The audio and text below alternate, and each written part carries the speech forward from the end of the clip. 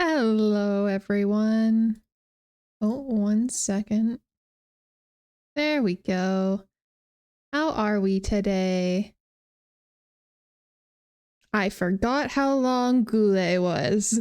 I was like, I really want to listen to Ghost today because we talked about rats yesterday. Doing slightly better, that's good. Remember to take care of yourselves, please. Rats. We are the rats. Yeah. I totally forgot how long Goulet was, and I just felt like listening to some Ghost. And now, we're here. Is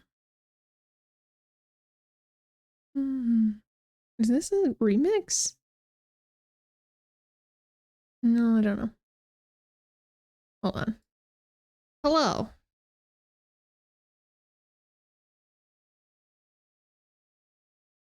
I'm taking my hairs off just to be, because if I didn't, people would worry. Yeah, that's true. Nothing wrong, nothing bad about a bit of tunes. I'm glad. Because I don't know. Sometimes I'm like, do I just listen to stuff everyone will enjoy or what I like, you know?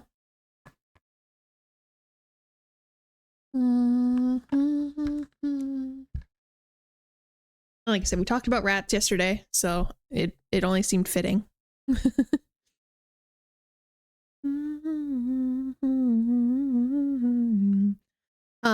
So yeah, I wanted to, I'd say the latter, but however you feel, that's true. I did want to apologize for yesterday being a little all over the place.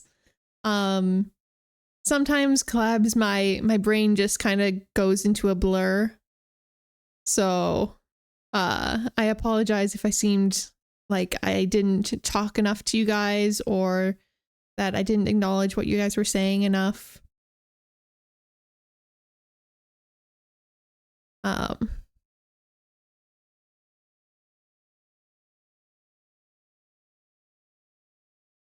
Haven't played any songs you haven't liked. Okay, good. Because it's very much a different metronome where it's like I can go to really cute, sweet K-pop, or we're listening to Ghost. There's really no between. So, but I realized I didn't even talk about some of the stuff that happened yesterday. More so just like the activity feed. So Tyler, thank you so much for the bits yesterday. Thank you so much to JMF, Turtle Soup, and Quantic Flux for following. Thank you again, Strawberry, for the raid. I'm so sorry I missed that it was your birthday. I'm really, really sorry about that. What else? I did miss a head pats and a hydrate. My bad. I was hydrating. I just forgot the head pats. I'm so sorry. Oh, we got a live version now. What do we have? Oh, Square Hammer. Fun. And then also thank you to Marky for the sub. We hit our sub goal. Which is crazy because it's only been a week. So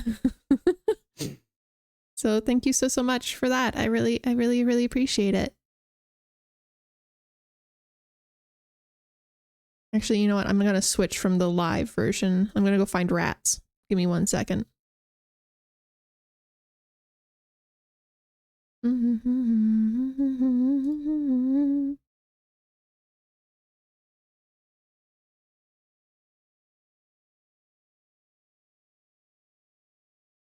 Really, Mary? Oh yeah, I guess Marion across Square Hammer, Dance Macabre makes the most sense as to why they're the most popular.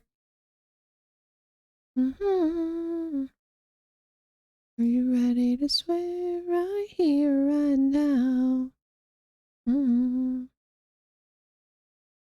And it's not going to let me do it because I've got too many things open. Ha ha ha.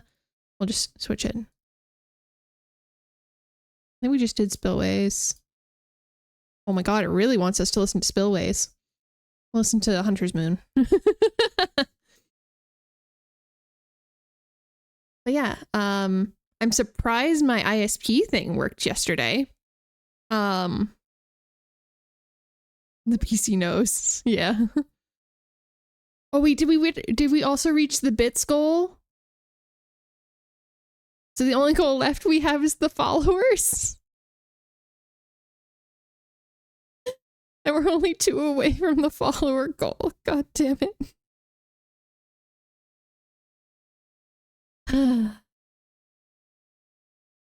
Okay.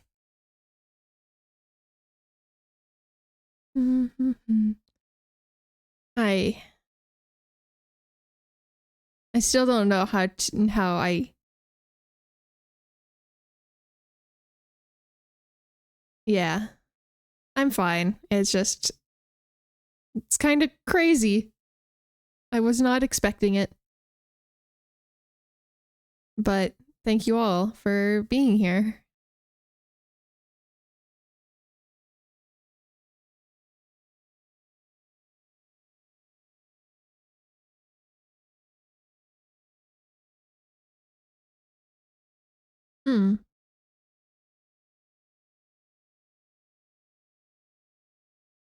So I think I don't remember if it got cut off because of what happened on Monday night or Monday night.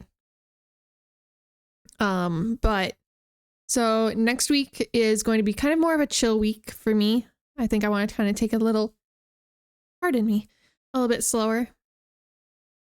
Because then the week after I am going to be a little selfish and subject you all to my favorite visual novel of all time. So it is a heavy one though. So please do not feel like if it is something you are not comfortable with, please don't feel like you have to stay just for me. I will post a full list of things that could potentially be upsetting for some. Just like I said, I don't want anyone to hop on in and not feel like they are comfortable with what's being shown.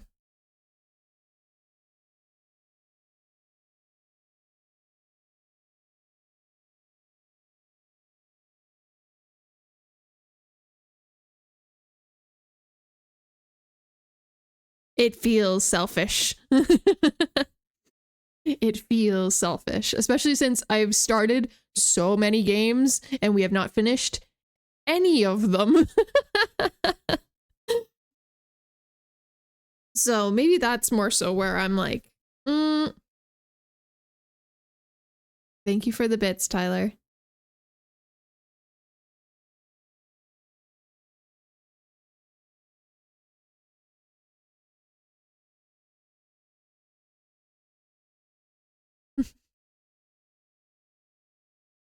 You can't believe it's not butter? No.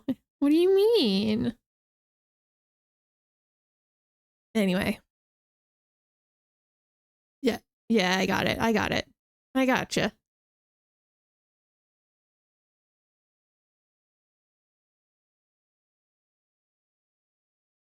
Yes, it was understandable. You're fine. But yeah. So we'll get started here shortly. I just wanted to kind of let you know what's going on.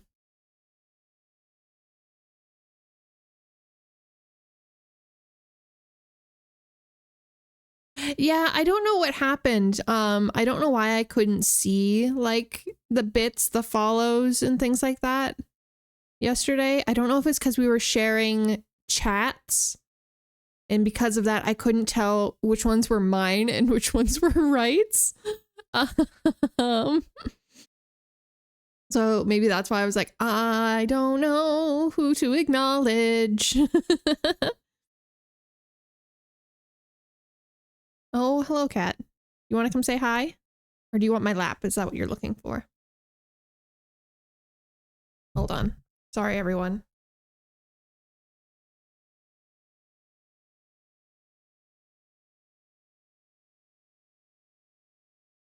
Yeah, the raids came through as labeled. I don't think anything else did. Like, I couldn't see any of the bits or the redeems.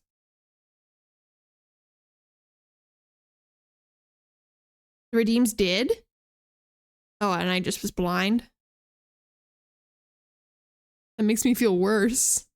Oh no.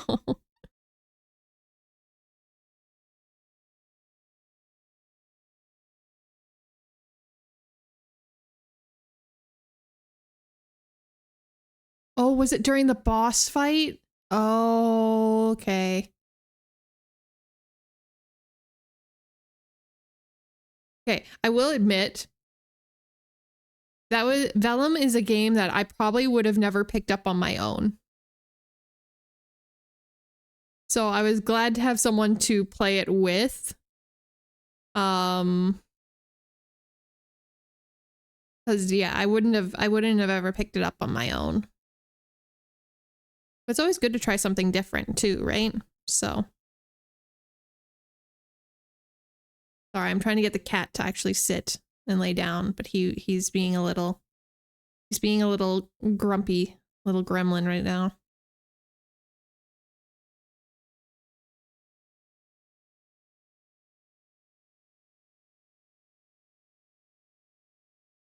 He's trying to. I don't know if he's actually going to lay down or if he's just going to sit here and want my attention.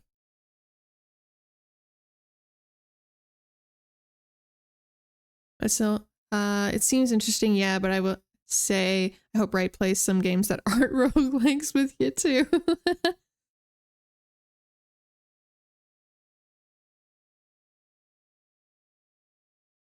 I mean, I don't mind playing roguelikes if that's what someone enjoys, you know. Not everyone's going to enjoy something like Tavern Talk or, you know, that kind of thing. So, not everyone's going to enjoy conversation games either. Yeah. So like I said, it's good to try something a little different. Oh my god, it really wants us to listen to Spillways today, doesn't it?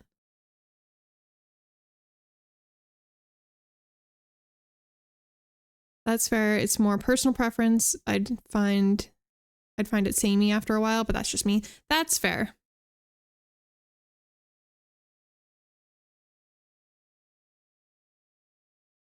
I mean, someone could say the same about me and playing all these different conversation games, to be fair.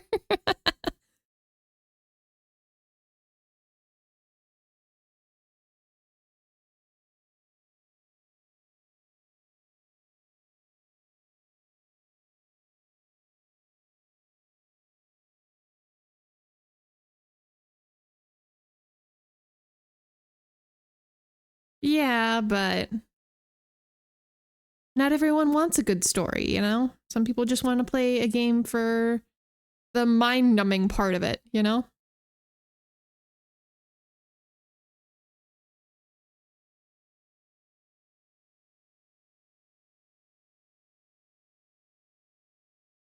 Mm-hmm. Welcome. You can always reach me. As long as you enjoy it, Maeve, it makes it more fun. It's hard to enjoy it if your heart's not in it. That's true.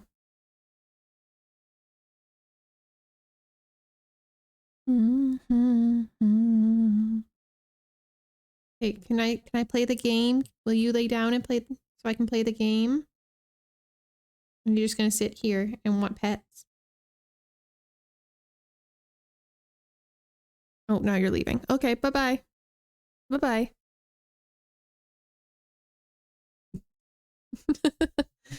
Well then. Anyways.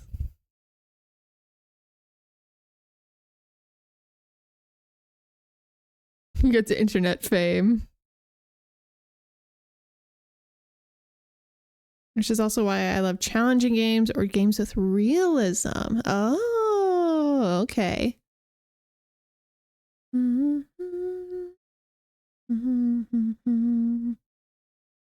Okay, I'm gonna swap over here now that the cat is gone.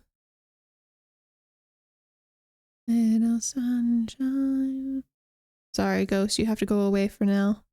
Thank you for your presence here. Oops, I didn't mean to click that button. We're not reading the credits.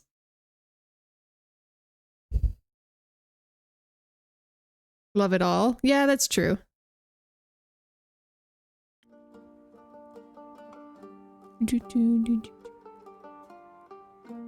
There we go.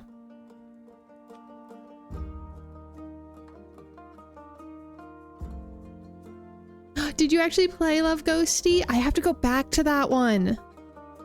Oh, I gotta go back to Love Ghosty.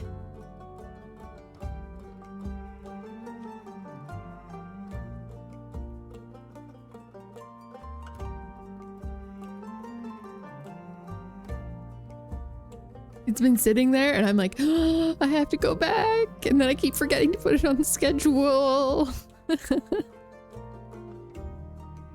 It's such a cute game. Okay.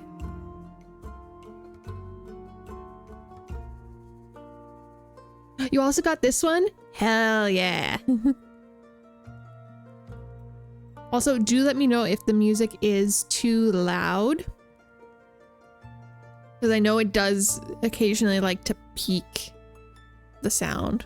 So. You want a chill week? Yeah.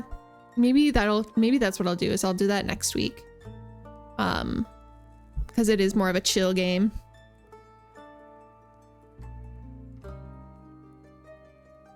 Oh, Jeff, welcome back.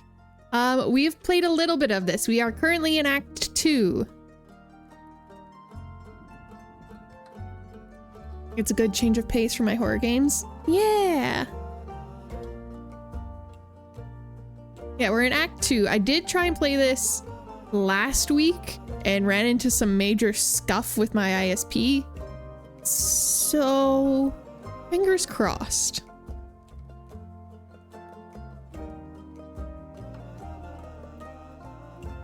All right, let's get back to it. Okay, so from what I remember last time, we finally got her... A good luck this time? Yeah. Yes, our Soon Soon and our lovely himbo are back.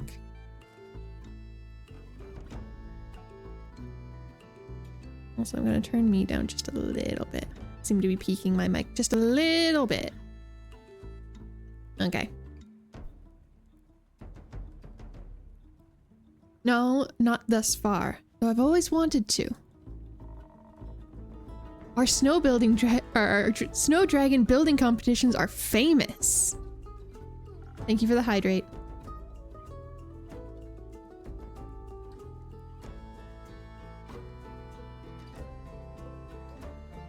What, this?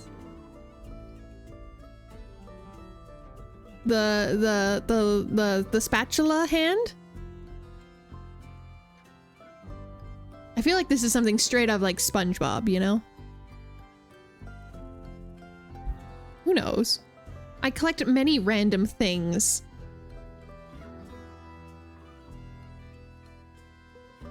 I've never heard of those. Oh. But they do sound intriguing. When I was young, one of my favorite stories the Elysian told me was of the ever-burning flame. It is said to be a gift from Leviathan to the first mortals. Along with it, he bestowed the power of elemental manipulation upon his chosen.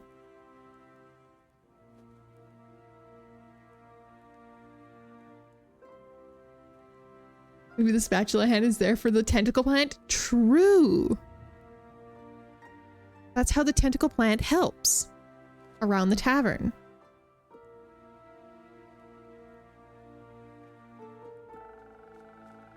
I vaguely recall there being another version where one of his guardians stole the flame from him instead. Blasphemous hearsay is all that is. We should be thankful for his gifts he has given us. I've always wanted to pay my respects to the flame. And it just happens to be burning in an ancient temple in the Highlands. Keeping the hope of Asteria alive for eternity.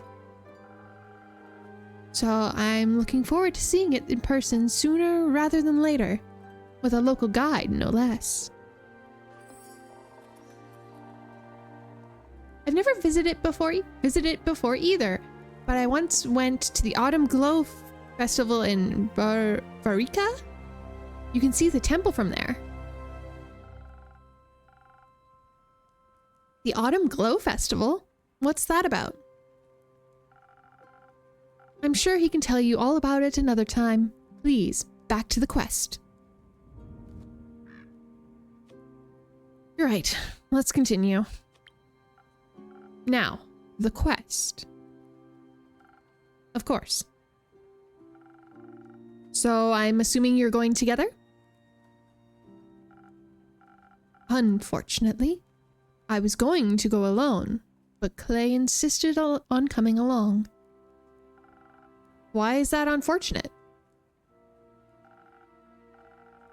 It's a very dangerous quest. He is not practiced in the ways of a divine warrior. Could you imagine if he tried to befriend some bleak stalkers? That'd make for a fun story, I'd think. But if you really want to do this alone, you could just go by yourself. I mean, those pecs are kind of divine. Yeah, you're not wrong. Who would make her soup then? Exactly. So you're bringing him along as your personal chef, is what I'm hearing. That makes sense. Plus, I need to meet those bleak stalkers. I've never seen any before, and can't wait to find out what they like to eat. They like to eat you. Only if they're hungry. He's too innocent for this world, guys.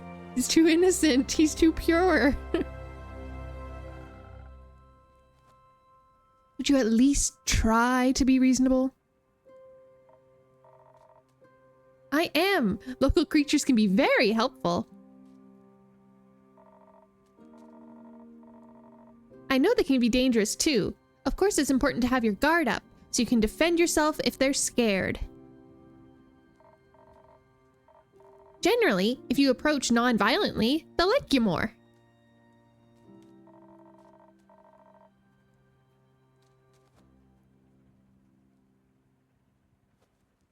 Maybe the innkeeper has some extra charisma too. Or can give us some extra charisma too, so we can convince them to help us out. I could offer you some honey flowers as well. They can be very inspiring, even to bleak stalkers.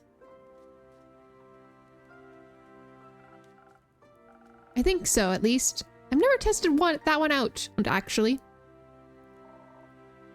We could test it for you. Nonsense. We have to head into this knowing we'll have to fight our way through. Oh, she angry. The name Bleak Stalkers doesn't exactly inspire confidence in their hospitality. Not to mention there could very well be many more dangerous monsters roaming the abandoned Everbloom. We need to refresh our strength and hope that our mortal weapons will be enough to damage them. If that's of concern, I could offer you some citron. It's infused with divine properties that'll bless your weapon strikes. Yeah, this is a split choice. We've done this a few times now. So we'll have to save and see what happens. With a little help from the dragons, no creature should be able to withstand you, no matter how bleak. Citron can only be found deep within the Forbidden Valley. Do you even have access to that? Choose peace. I kind of want to just for him, but it's peace and it's charisma and defense, so it might be okay.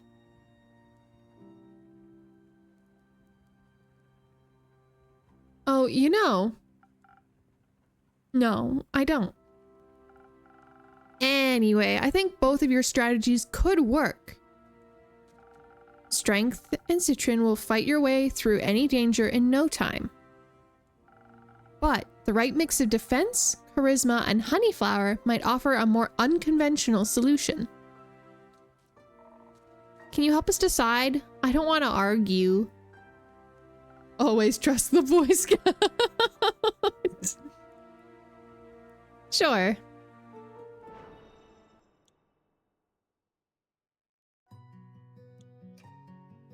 Oh, you know, vaguely gestures to all the eldritch knickknacks inside the inn. I have my ways. Exactly.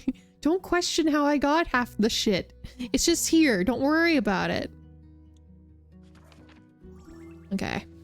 So yeah, we have two different order choices that we can do, but I'm going to save because I'm a scared little bitch and don't want someone to fucking die.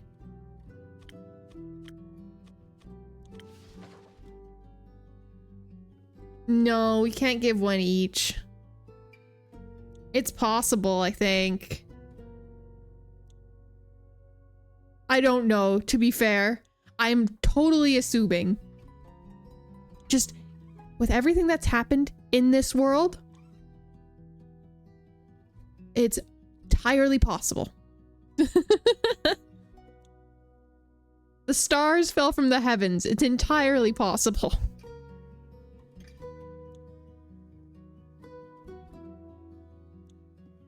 Okay. We need... What is this one? Strength, charisma, and then the fighting infusion. We need the honey flower.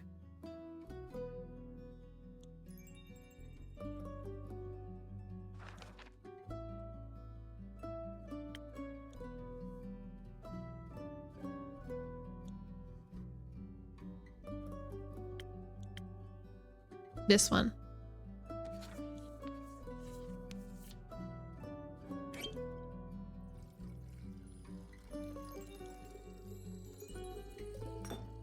Okay, 3 there. And then 1 and 1.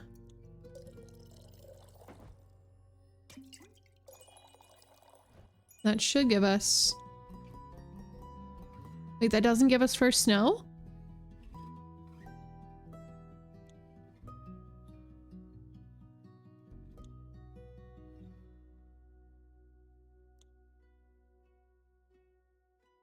Hey, Andu, you get a drink, buddy. Here you go. Sorry, I fucked it up.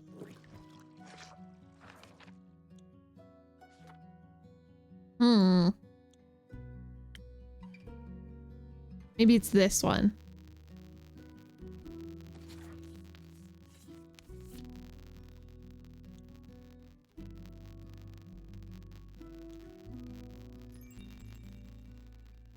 And then we do 1, 2, 3. 1, 2. Huh?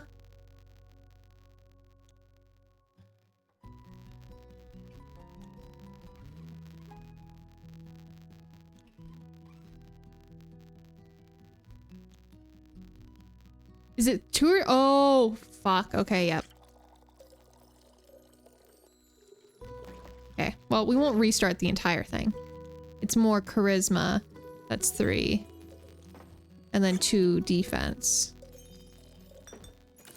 There we go. Thank you for pointing that out. I was big dum-dum. I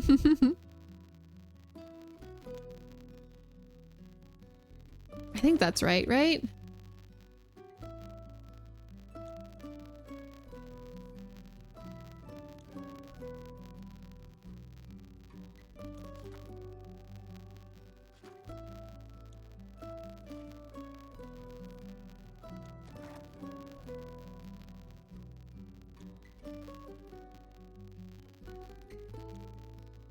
It all looked wobbly.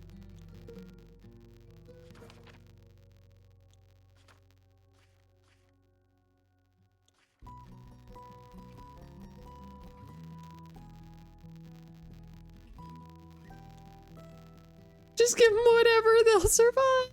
Okay. Well, I did save. I did save. This is not the right drink. It has to be a recipe that fits. Never mind.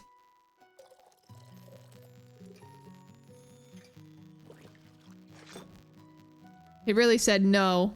Bitch, try again.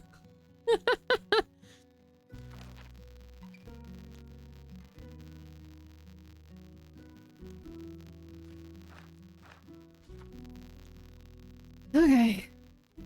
It looks right though. It just is the wrong one, I suppose. Gotta be a more defense heavy drink. With the different infusion.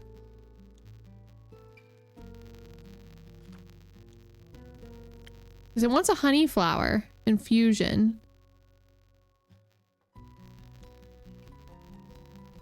Yeah, it wants the honey flower.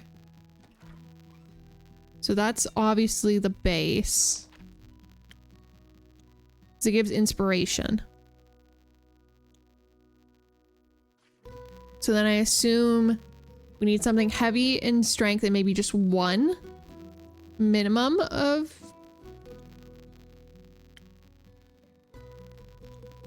that one? Maybe this? But then it already has... no.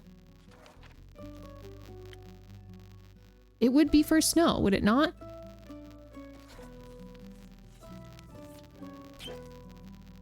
One. Oh, yep. 2, 3. That one? Okay, there we go. It was for snow, just I was fucking it up.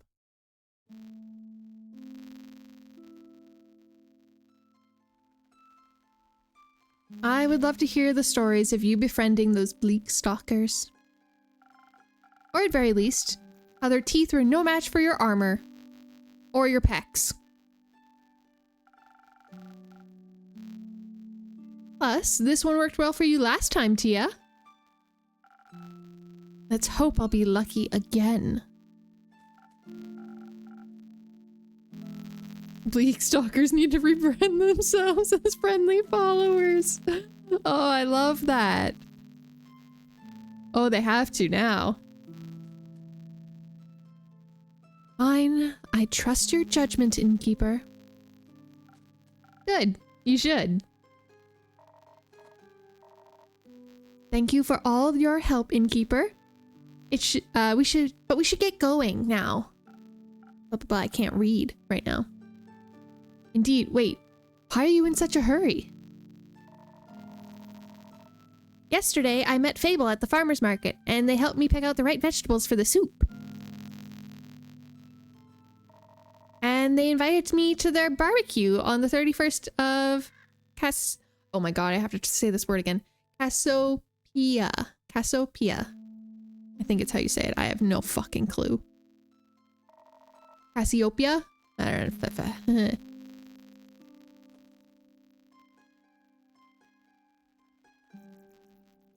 Perfect. Thank you. Cassiopeia. It's a constellation. Okay.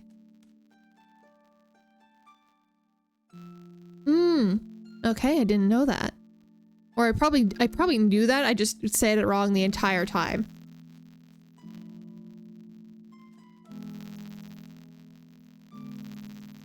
So we need to make it back in time for that. You can always leave early. You can always leave early if it takes too long. And what about you? What about me? You're also coming. I have to work. You also have to eat. Saving the world is bound to make you hungry.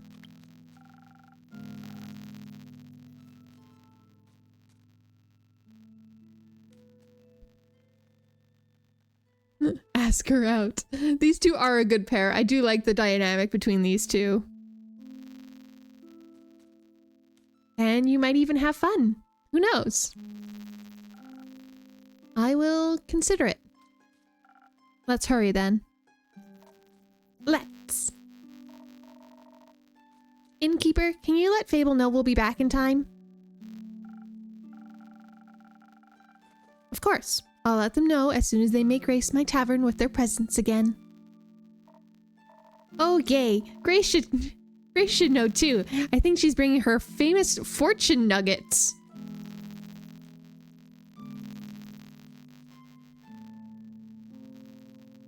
Fortune nuggets?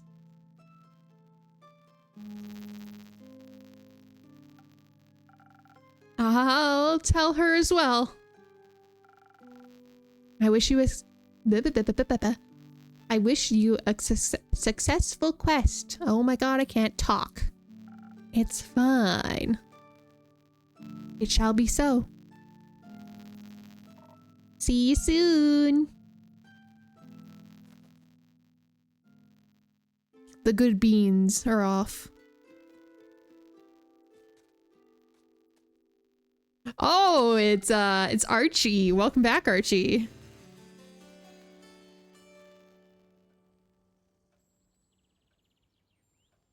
Hold on, I gotta remember how I did Archie's voice. I don't remember how I did Archie's voice.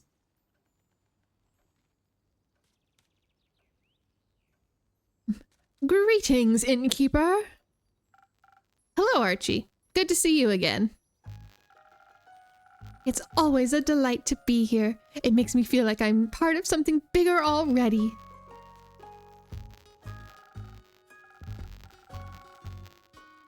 Glad to hear. Speaking of which, were you able to help those farmers out? Oh, yes. Talking to Fable was truly inspiring. They were so right. The farmers really had no interest in gold or other riches.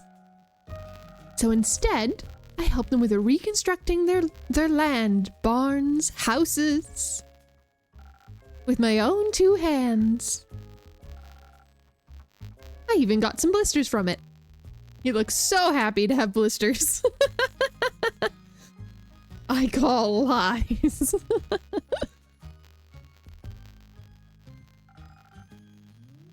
Remnants of my first ever heroic deed. Also, I love that he wants to be like a hero, but his thing is he's a swashbuckler, if I remember correctly. Yeah, he's a swashbuckler class. Manual labor can be invigorating, though. I do agree. Sometimes just... yeah, I agree with you there, Jeff. Very exciting. And painful. Now that I think about it, do you have a recipe for a drink that could help out in this specific situation? I want to be able to help every farmer with ease. I want to lift the heaviest logs and steel them myself for the most stubborn splinters.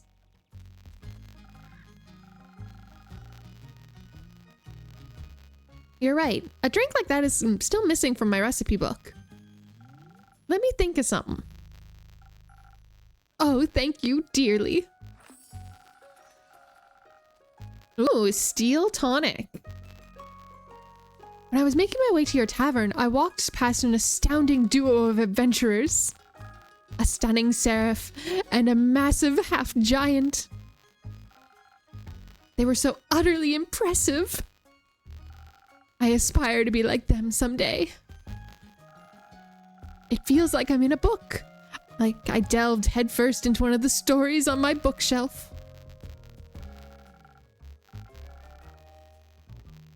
Magic and adventures surrounding me with every step, and unknown lurking dangers in the shadows. It's all so exciting. But now I'm just daydreaming. Originally, I came here seeking one of your magical drinks. Of course. What would you like? Perhaps something that'll help defend me from my devious dangers, like splinters in my hands? Ah, yes. The world's most dangerous thing. Splinters. The drink I had last time did... well, I presume it did something. But those splinters were a real nuisance, I'll tell you that. I gotcha, don't worry. Alright. Steel tonic.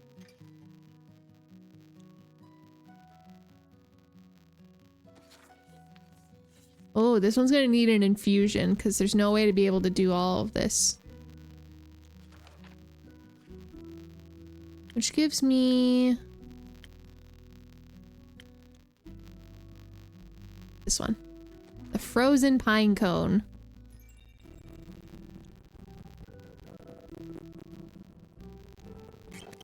There should be... ooh, 1, 2... 1. Oh, nope. Nope. Wrong one. My bad. Grab the wrong one. And then 1 of this one. Wait. 2 of this one. There we go.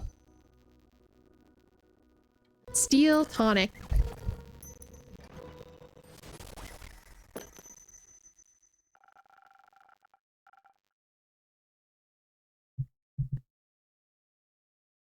I think this is the most sci-fi-y kind of looking kind of drink that we've had. The rest have been more fantasy-esque. Protection against your arch nemesis, nemesis, splinters. Here you go.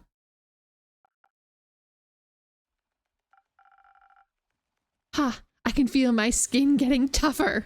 I don't think that's a good thing. I don't think that's the thing you want.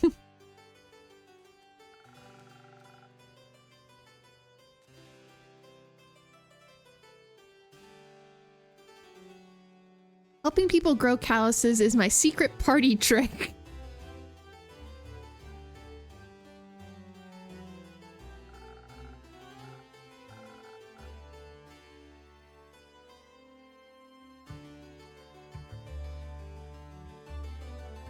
We won't talk about that. I don't know what the innkeeper means by that's their party trick. Maybe I should bring my friend here someday. Your drink mixing magic is quite peculiar, really. Oh, your friend? Is he from Windmore as well? That is correct. I have known him since we were kids. Mostly due to our parents being of similar wealth and influence. I think we were kind of chosen to be friends. We decided to write each other letters when he's not here in Zenith. He's actually in kind of dire situation right now. You see, he's a diplomat, deeply involved in the whole Daria mainland negotiations.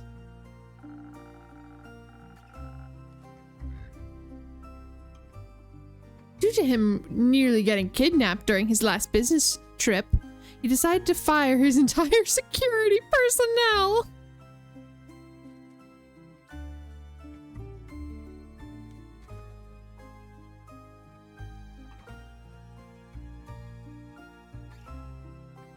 Okay, a little drastic much.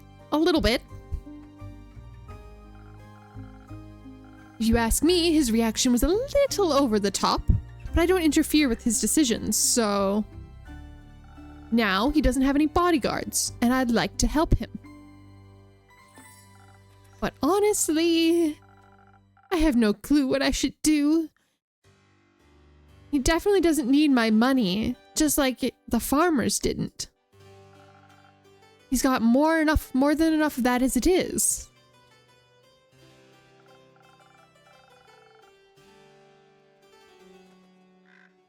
I mean, if you're brave enough, you could volunteer to be his bodyguard. I don't know if you'd want this guy to be your bodyguard. Splendid idea. I like how you think, innkeeper. but I don't know if I'd be strong enough, even with your magically infused drinks. He might need more protection than I can offer. Well, I still do that thing with the quests. Oh, you're right! I could just hang up a request on your pinboard. And some brave adventurers will offer to help us out. My friend means the world to me. I would never forgive myself if something happened to him. Oh, he's tearing up. Archie.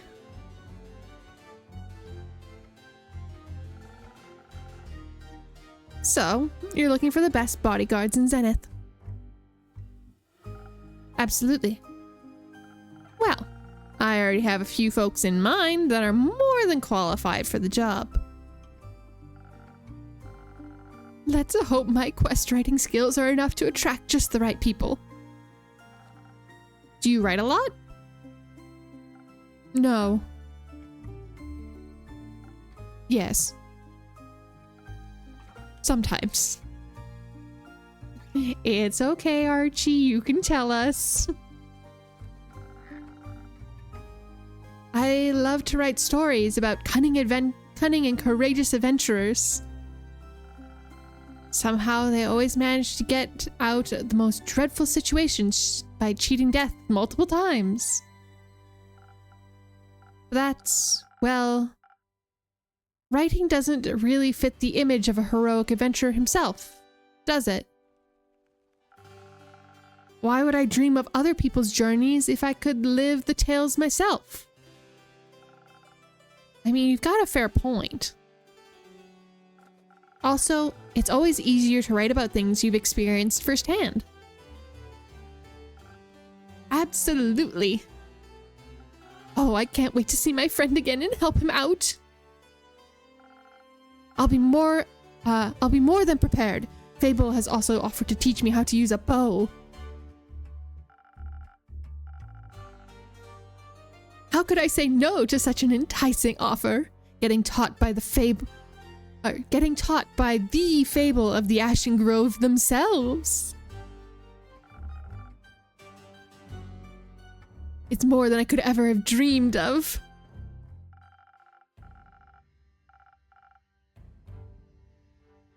They also mentioned another friend of theirs, and an imposing, I don't know how to say this word, so I'm just going to say kin lady named Carlin.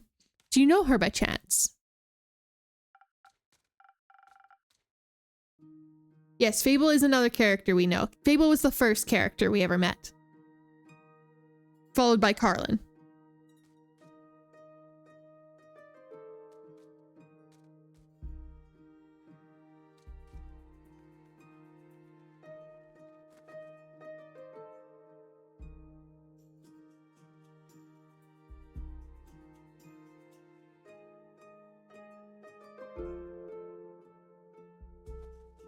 Sorry, my phone just went off. Apparently, don't worry about it. It's fine. Oh, Lynn. Yeah, I know her quite well. She's a regular. A regular? Oh, innkeeper, you're just full of surprises. This tavern is full of hidden treasures. Apparently, Lady Carlin is bored because her newest protege is on a mission and hasn't returned yet. Oh, Melly's gone. The FBI is finally tracking her down. Found Maeve. No, it's nothing that major. So she'll be joining my trading with Fable. Oh, you're in for a ride. How thrilling. I nearly can't contain my excitement.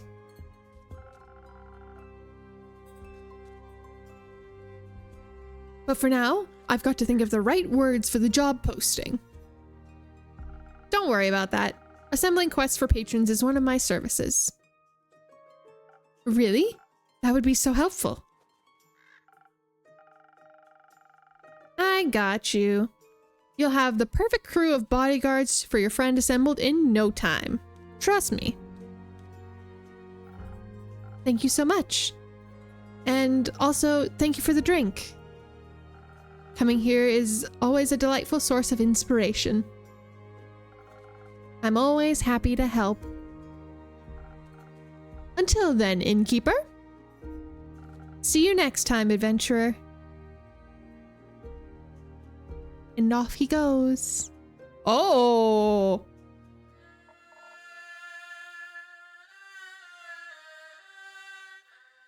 Tiefling?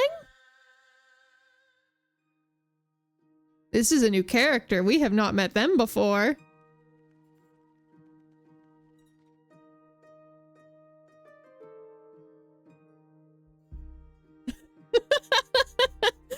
Hello, sailor.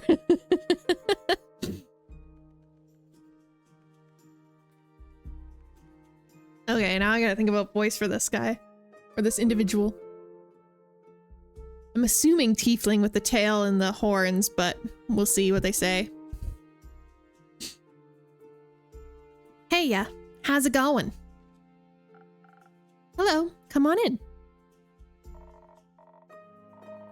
This is a cute little tavern, I'm not gonna lie. Wasn't that convinced from the outside, but the interior is really adorable. I'm glad. Are you accustomed to more opulent exteriors? For sure.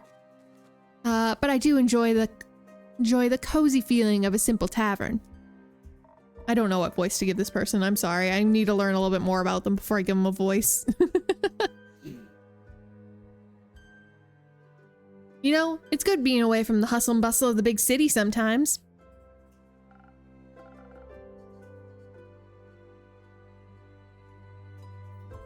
Like, what do you wax? Who knows? Maybe we'll find out. I getcha. Are you new in town? I am. How'd you know? It's... Oh. Phantasm. It's been a while since I last saw a phantasm walk around here, that's all. I just took a guess. I see. I came straight here from the capital. Just needed a moment to breathe. You get me? Oh, do I? That's why I settled here on the outskirts of Zenith. The town is big enough for me to never run out of work, but small enough that I never feel overwhelmed. Yeah, exactly. So, you run this business, innkeep? Correct. Just me, my familiar, and this tavern. Oh, and all the regulars that come here, of course. Of course. Of course. And whom do I have the pleasure today? Perhaps one of my next regulars? Oh my god, he's doing the fucking finger hearts. Who knows? Maybe.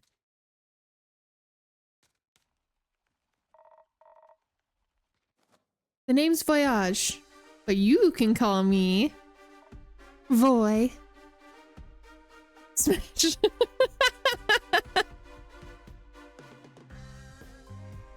What is this music?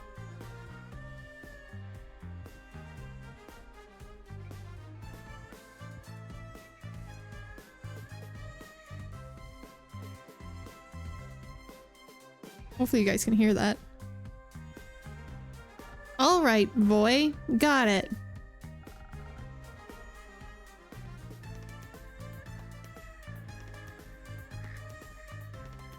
He's your boy toy. Oh my god. Oh my god, yes. Oh my god, I didn't even think about that.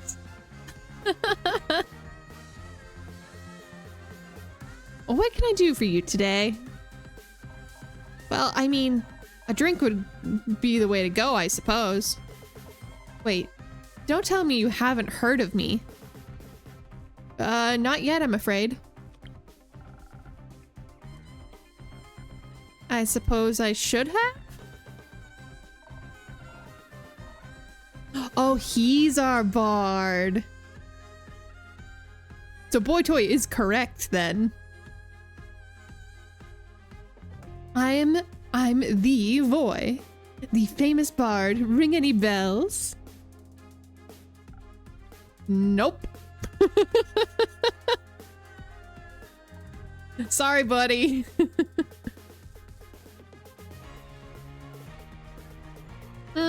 Depends.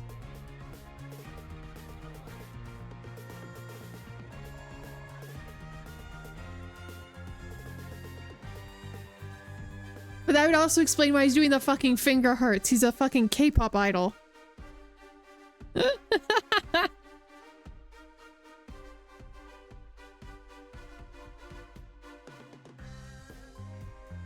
Well, I guess you'll just have to get to know me then.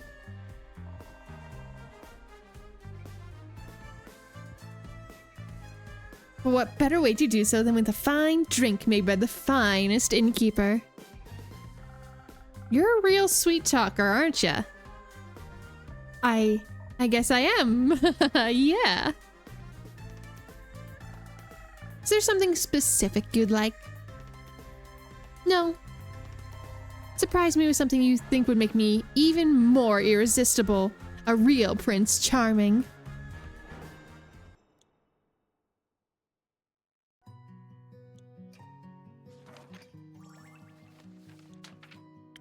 Okay, now I don't do many charisma drinks. So I think Spoken Heart. It's just the most classic of them.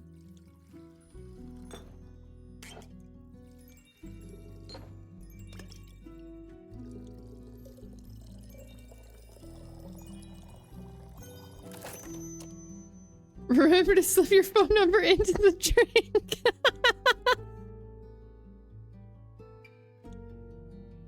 I think Andu will eat it before it ever gets added to the drink, to be fair.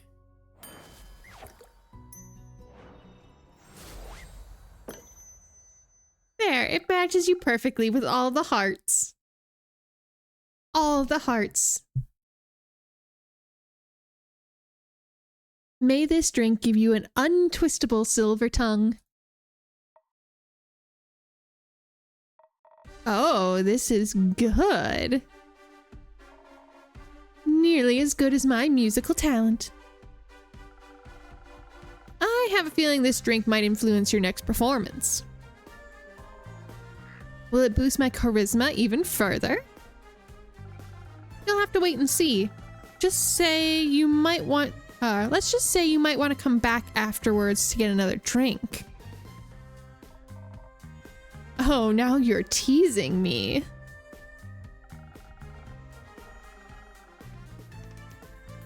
How about you tell me more about you now? Didn't you want me to get to know you better? Hold tight. Hold on tight to your counter, innkeeper, because I'm about to knock your socks off. Bring it on.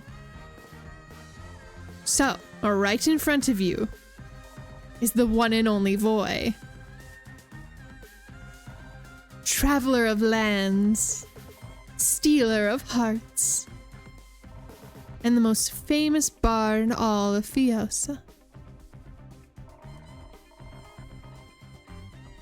It's always the socks. Sorry, I got distracted by something. Why just the socks? It's always the socks first. Not only did his immaculate talent, not only because of his immaculate talent, but also because of his good looks, might I add. I'm gonna deny that one, Kane. You can keep that one to yourself.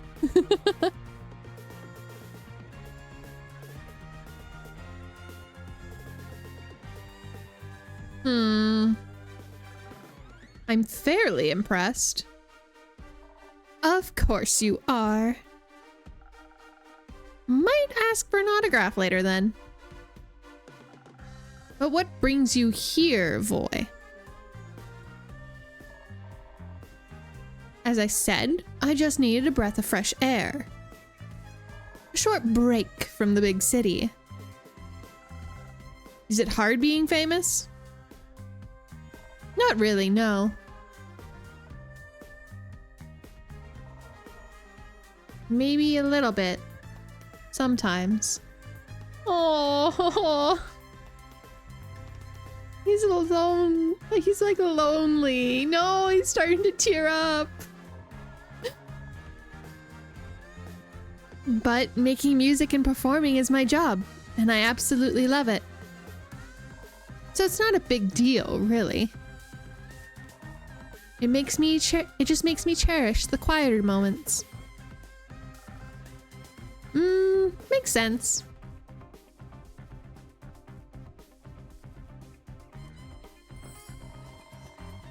More character info, I'll look at that in a second. Would it be cool if I kept you and your little familiar company for a bit? Absolutely. Make yourself at home. Nice. Please don't be Fable who comes in afterwards. Oh, you're new. Hello, sir. Hello there, traveler. What can I get you? Usually, it's my role to ask that, but given the circumstances, I'll humor you. Well, this is my tavern. And it's come a long way. Love the color of the walls. A new coat? It's been a good few years since my last renovation. But yes, I thought it was time to accept change into my life. Thought so. What is life if not the constant changing of the self? How I missed your wisdom, Quincy. I can only imagine, innkeeper. Oh, we have history with this guy.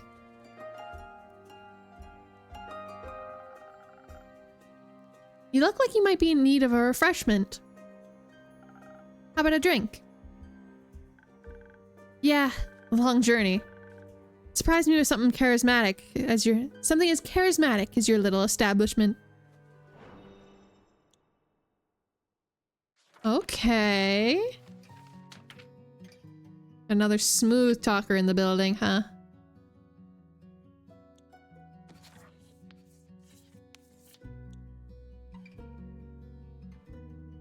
This one or this one? I don't remember which infusion it goes with. Gold feather.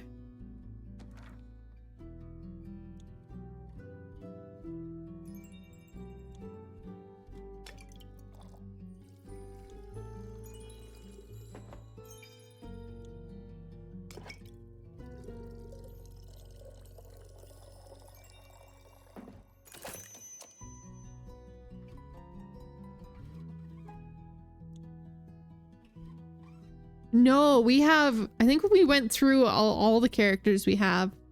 Here, I'll go quickly. Like, we have almost 2 full pages of characters that we've met. The Charmers? No, we have Jade, who I'd say is more charming. Yeah, the old pirate lady. Yeah. Scully. Scully could be charm. Scully could be charm. You never know. This one I think just suits him better too.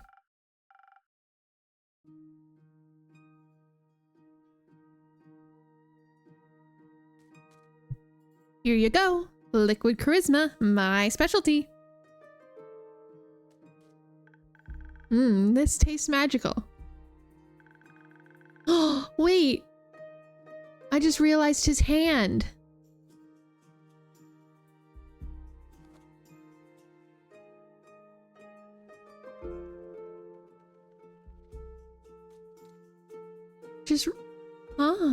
Interesting.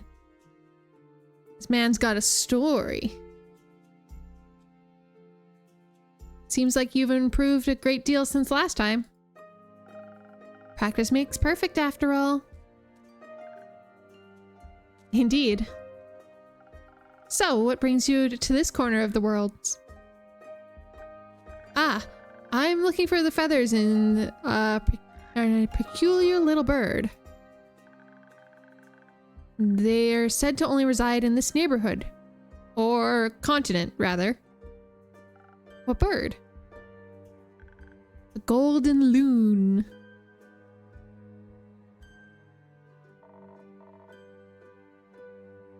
I didn't mean to eavesdrop, but the golden loon?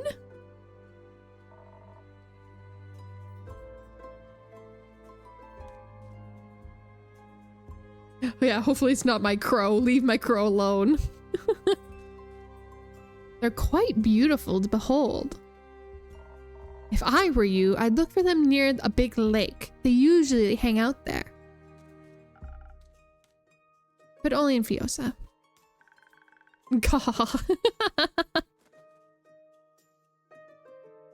Hence why I came all this way. Oh, plumage of gold, glistening in the lights of day, a traveler's bold. That would be a very poetic way to greet them.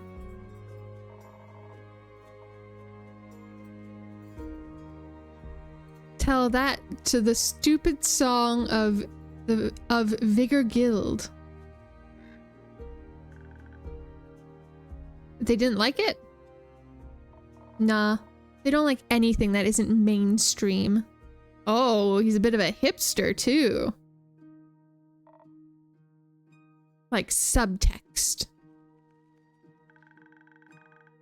But isn't that what lyrical works are all about? Pouring your heart and soul into something for others to take in? And only if you push away the layers and read in between the lines will you find the true meaning. Exactly my thinking.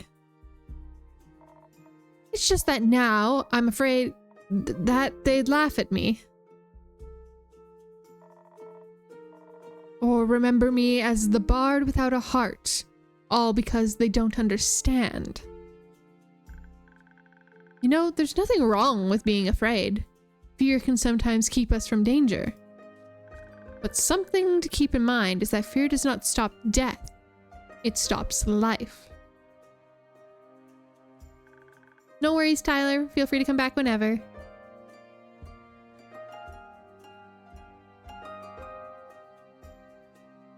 No, you see, Quincy, that's what was mainstream before, but people tried not being mainstream. But, oh god, mainstream.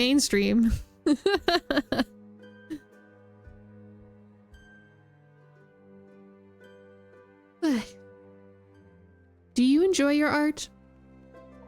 Yeah, and I want others to enjoy it too. I, for one, greatly enjoyed your golden loon haiku. Me too. Aw, innkeeper, thank you. Oh no, it's back!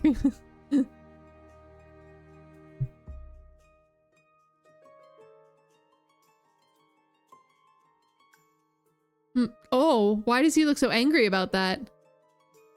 Sir?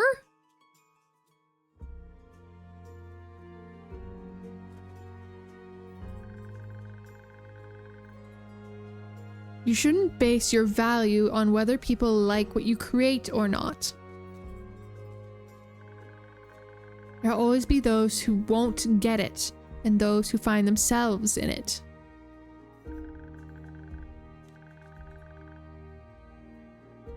Do it for people who appreciate your art, but most importantly, do it for yourself. That's one way to look at it. You know, I imagined all of this so differently. Way easier, for sure.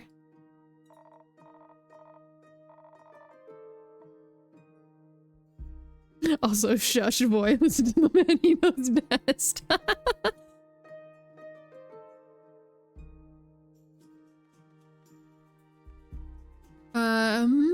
Hold on, I'm gonna take a sip of my water. Take a sip of water.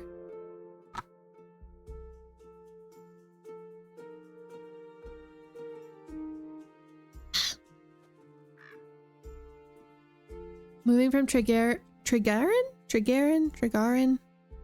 the smallest of towns, to the big city, I always dreamt of joining the SOV Guild. And then they promptly rejected me. But I am Voyage. Or Voyage. I don't know, whichever pronunciation is more correct. And I don't give up on things just like that. I don't need a guild to get out there and share my music. All you need is me in my Hegaeum? I'm pretty sure I think I know the pronunciation of this. Hold on. Yeah, it's a Korean instrument. So he is a K-pop idol. Hegum. Sorry.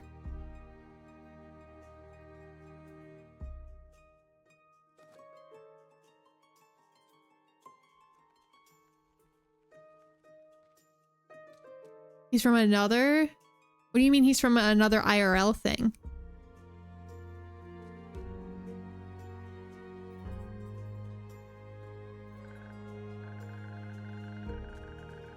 That's right. I've seen many people spend too much time giving attention to those that will never understand them. Quincy, on the other hand, is from the Lucky Griffin's Tavern, which apparently is its own thing. Oh, okay. My 2 cents: live for what you believe in and allow others to make their own decisions. That's what I'm doing. Good. But, unfortunately, I have to leave now. Gotta find those loons before it gets dark. Was nice having you around, Quincy. Until next time, and don't forget, take care of yourself, innkeeper, and be safe out there, Voyage. He might not be. He might just be a one-off, like, Easter egg kind of thing. Then. You too. Nice guy. Yes, he's an old friend. Didn't know you do friends. Perhaps we could be friends too, innkeeper. Not yet. Oh. Maybe one day.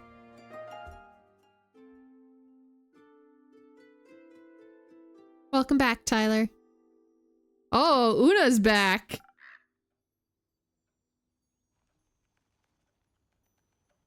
Welcome back. Quick, innkeeper, your strongest drink. This is an emergency. What happened? Aww. It's absolutely urgent. Relationships are on the line. No lives? Not lives? Listen, innkeeper, I'll tell you a story. Don't worry about it. Gotta remember. Yeah, it must be her other hand. But you gotta be a little patient, because Baya really needs a drink first. Aw, Baya.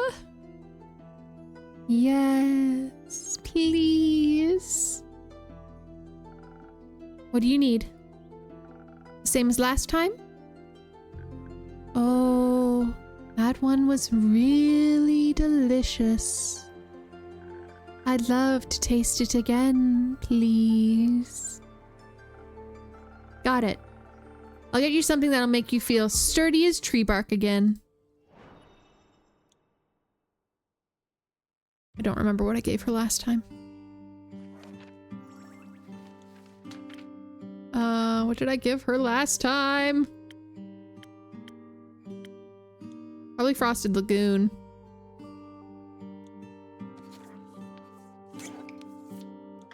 One, 2, 3, 1, and 1. Frosted Lagoon.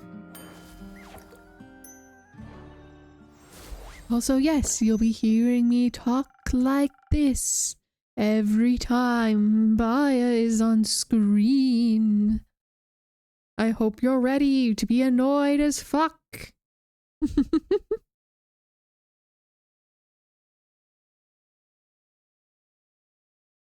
That plant must make a mess of this tavern. She does leave kind of like a puddle everywhere she goes. It's not her fault, though.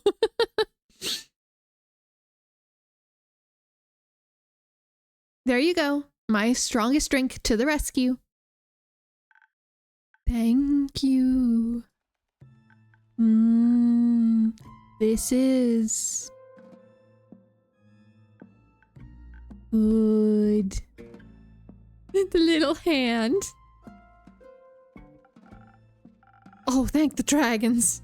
That pause made me so nervous. I gotta remember my old lady voice. I don't remember it, so we're gonna try it again. No, I'm not. I'm just talking. I don't have a voice changer on or anything. I could probably go find one, but it's too much effort.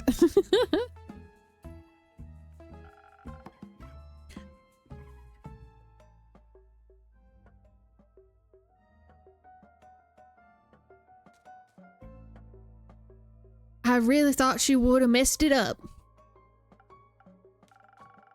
Thanks for having so much faith in me, Una. Ah, you're welcome. But Baya, are you feeling better now? Yes, at least a little bit. That's good to hear. Please, fill me in on the situation now. I've never seen you this upset, Baya.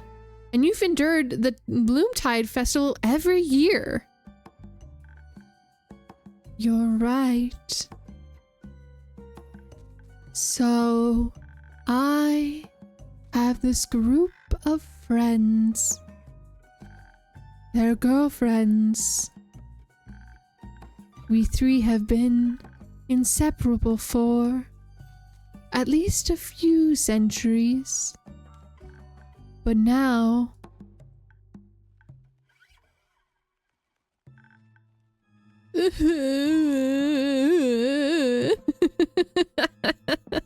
That's the best way I can interpret whatever the fuck this is.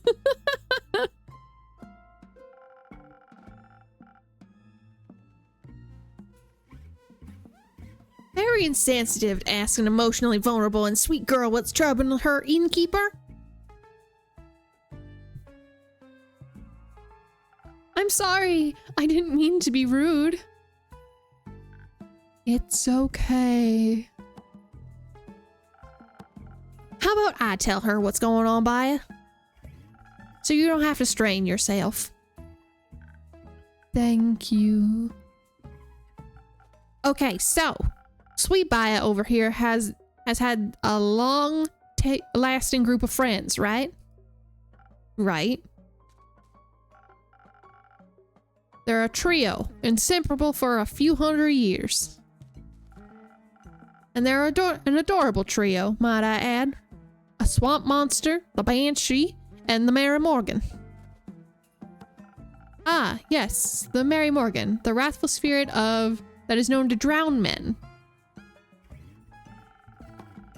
I've heard she doesn't really differentiate between genders, though.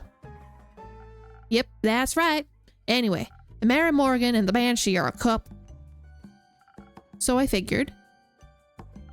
Have been for a while. I recall them coming by once or twice. But right now, how shall I put it? They're in a domestic dispute.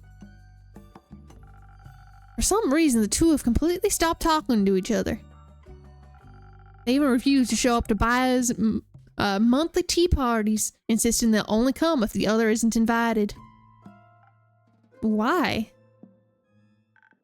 I don't know. It's like they don't like each other anymore. And soon, they won't like me anymore either.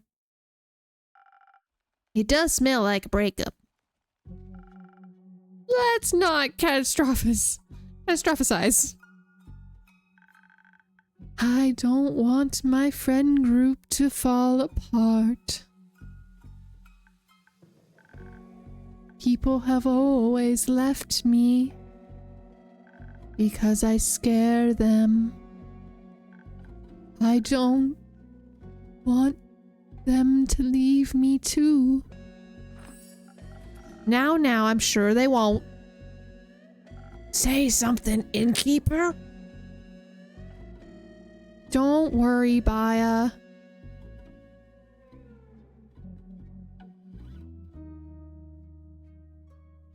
What do you mean, what's up with the voice?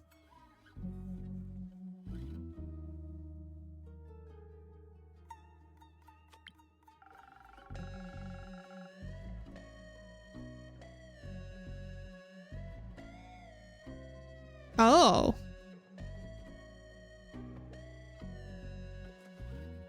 Weird.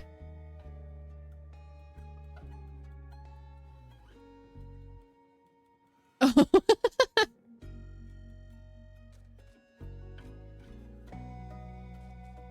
They've been together for so long that they must have already solved numerous arguments, Baya. They'll get through this one too. She's right. They've been through worse. But what if she's wrong? What if they do break up? What if they really leave me? I just wish there was something I could do to help them.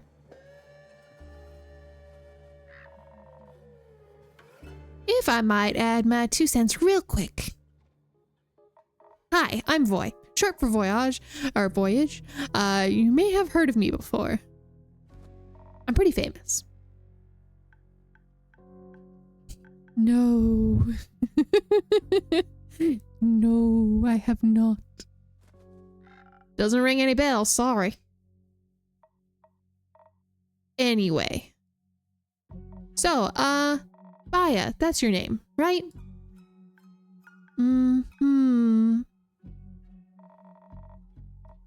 What's keeping you from getting to know other people? Like, you seem really chill. Well, usually everyone's afraid of me. But the innkeeper has always been nice to me. I trust them. And I've known Una for a while. Didn't she pick endangered flowers from your backyard last time you met? Yes. The bouquet was really cute. I know, right? You meet a lot of people when you travel across the lands, looking for potential clients and work. And honestly, I've seen stranger creatures than her in my years as an adventurer. Baya's also really cute under all that moss and kelp. Oh, the little blushies. Oh, shush. I mean, you might look a little terrifying, that's true.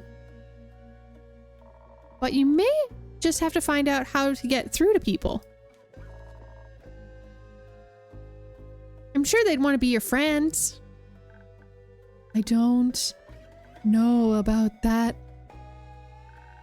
Usually they try to burn me. Luckily, I don't scar easily. Oh, what a nice metaphor. Might have to use that in a new song if you don't mind. People hurting you over and over just because they're scared?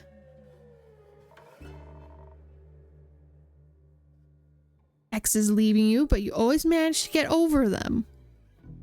It's not a metaphor. Once every few moons, people surround me with torches and pitchforks. Oh. Well, that's unfortunate. You don't say, kid. But honestly, I know how you feel. Sometimes facing people is terrifying when you feel so different. But there's always something to love about everyone, like my handsome smile or enchanting voice. Maybe people would enjoy my spa. You run a spa? That's fantastic. Yes, you should visit sometime. That's short for voyage. Just voy is fine.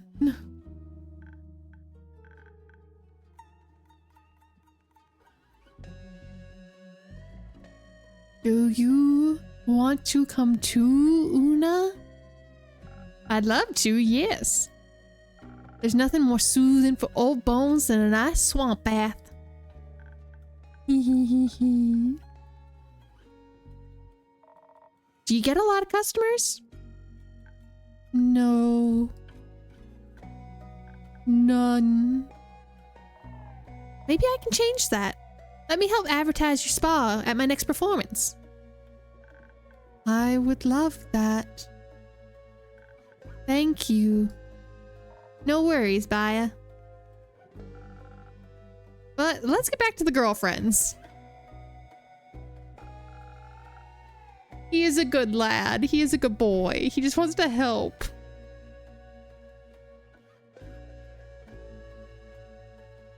Innkeeper. Sorry, one second. Don't you know someone that could help them out? The situation's kind of tricky. They might need a mediator. I can absolutely hang up a quest for you if you want. That would be great. Thank you so much. Of course, making patrons happy is part of my job. Now who's the sweet talker, huh?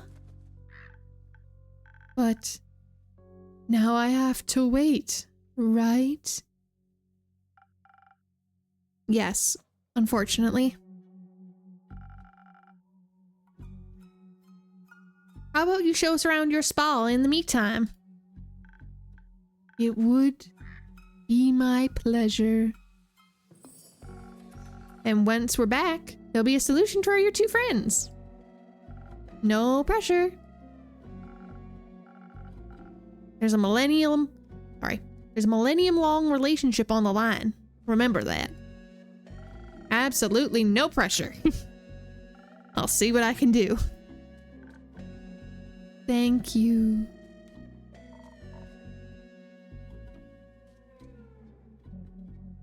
See you then, Innkeep. Yeah, see ya. Oh, I can't wait to feel how smooth my skin is after a mud mask. You think I can take my crochet hook with me?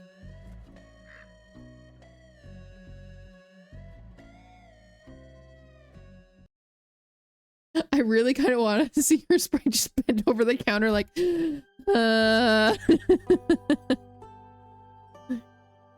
Yeah, she's an old lady. She's got a crochet hook.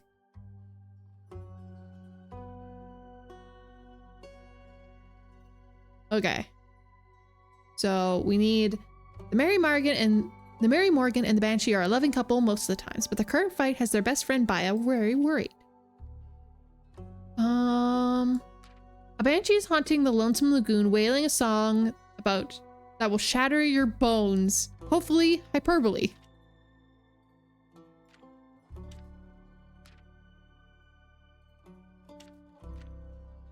Oh, and here's the Mary Morgan. In the riverbanks of the Shivermire hides a Mary Morgan, a wrathful spirit prone to drowning men, women, and everything in between.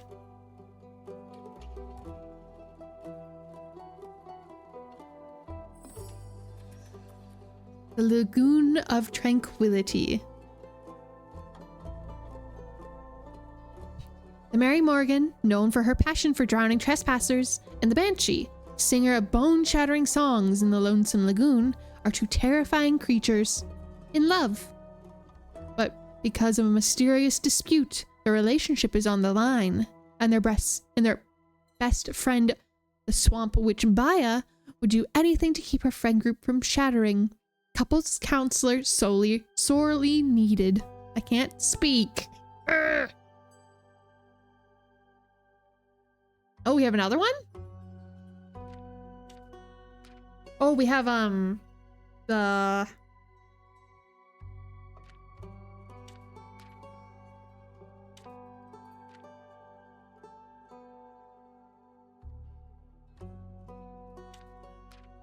A diplomat hired... Yeah, we need the diplomat, right?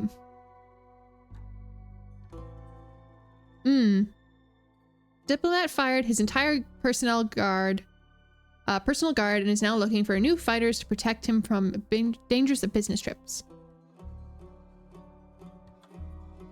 A clash?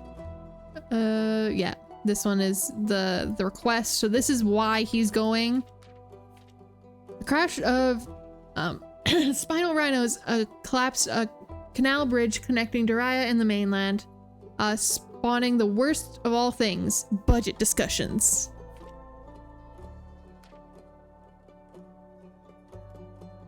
And what's the last one? Oh, this one. Seems to be unsafe. A few animals. I assume that's that one? Yeah. Fatal company.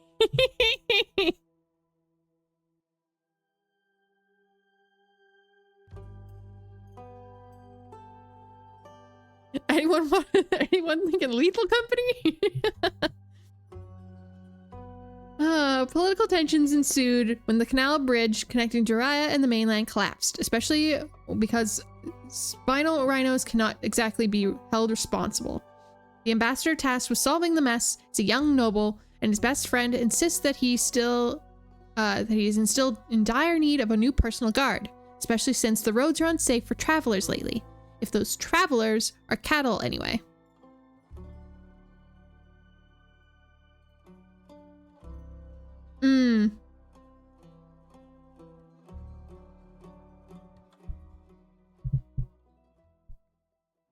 And we closing up shop for the night.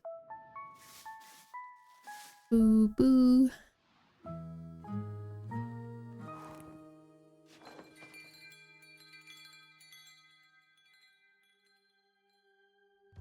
Yeah, there are no thoughts behind those eyes. It takes 2 or 3. 10th of the Astral Moon.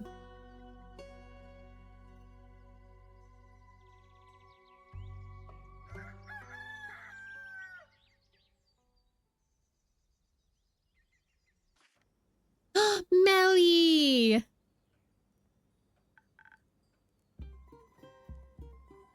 Sweet child is back. Hi, we're back. Ah, welcome back, Melly and Malachite. John? I'm calling him Blade now. Because I kill people with ease. No, because of your sharp tongue, silly. Oh. Well then, Melly, Blade, good to have you both back in town. I assume you were able to solve the mystery surrounding those missing familiars. Yes. With the help of my trusty assistant, I was able to figure it out. That's remarkable, I have to say. Good thing you went with her, Blade. It was a dangerous mission. Did you encounter a T-Rex? I forgot about that.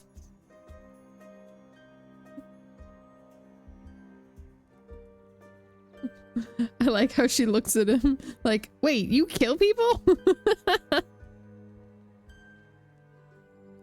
Yeah, good thing Cersei isn't here. She'd have a thing or two to say. Of course not. But we were nearly burned alive. That's not what I would have expected. You must always expect you must always expect life to double-cross you. I'm glad you both made it back in one piece then. But I'm curious, what was the reason behind the missing familiars? Do I need to worry about Andu disappearing too? How about we tell you about what happened in Zoford, but only in exchange for 2 free drinks. I can see you learned a thing or two on your first big mission. Blade taught me how to be more cunning. Only the basics. Oh, he's blushing. No need to be so humble. You taught her well. What kind of drinks would you like today, Melly?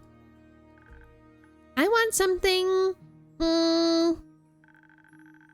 something that'll polish my investigative and deductive skills. I can't speak.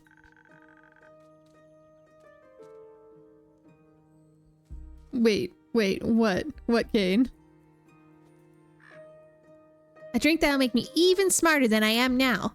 So no mysterious case will ever be unsolvable for me.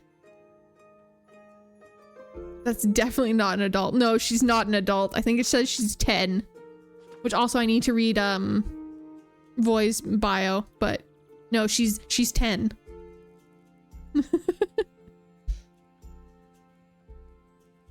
No, we just switch it out for the non-alcoholic version. It's fine. She'll never know. She doesn't know the difference. Anyway, I wanted to look at Voi. Phantasm, Bard. Oh, he's the Sun card. He's the Sun Arcana. Later, Tyler. Feel better, okay?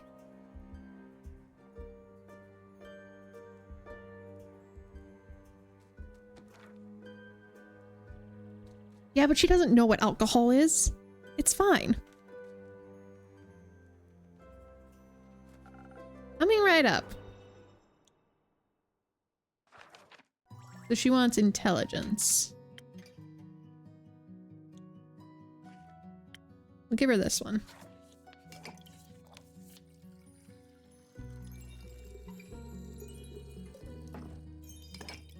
Three and 2. She gets a sparkling nebula. Oh, I didn't even see that. I just got the achievement. Ooh, sparkly. And Andrew is all sparkly.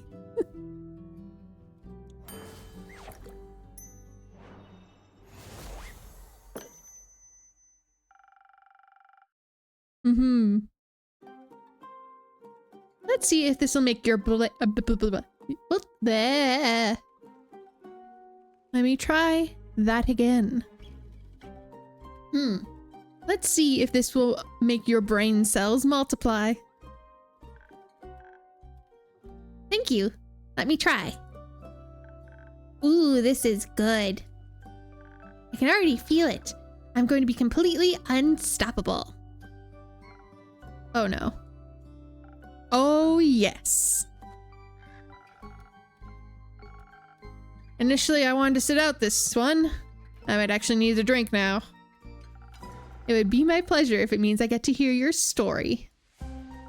Also, I'm craving a short laugh from that after that gloomy teaser. Why don't you share one of your jokes with me?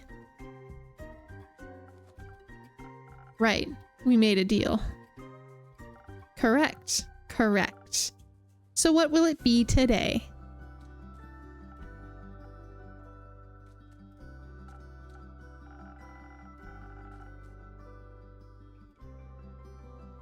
Maybe something that will help me counter her verbal attacks now that she's a linguistically invincible. So the usual. All right, give me a second. I'll be right back.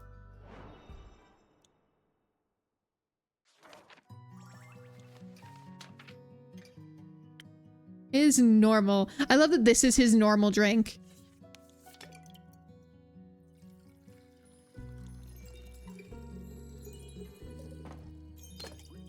This is his go-to drink every time, is the Spoken Heart.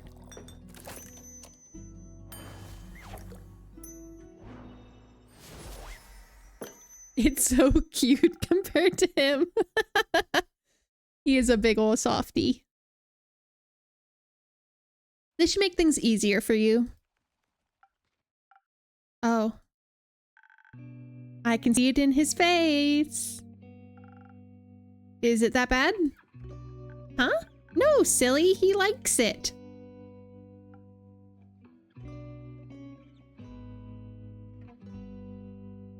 They could be, yeah. You can clearly see it in the way his scarf is moving. Ah, I see. My detective skills aren't that bad after all. You think you could teach me a thing or two sometime? Of course.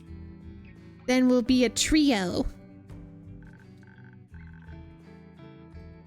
The detective, her trusty bodyguard, and the curious apprentice. I like the sound of that. It's been a while since I've been an apprentice.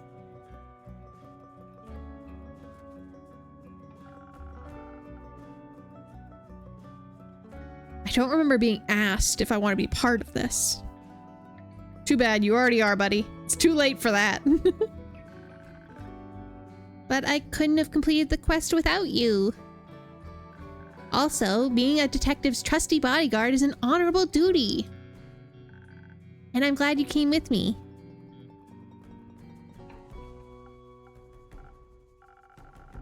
Of course. Couldn't let you walk headfirst into the open maw of a hungry T-Rex. Heh. Did you actually encounter a T-Rex in Zoford? No, don't be silly. I'm sorry, I tried to make a joke. I can tell. I think it was kind of funny. Pa, let me show you how it's done. Why did the firefighter quit their job?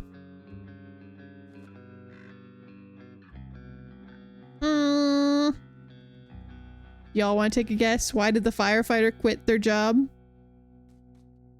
Yeah, little cat girl. Little kid, little baby. The sweetest of beans. Beats me. They just couldn't handle it anymore.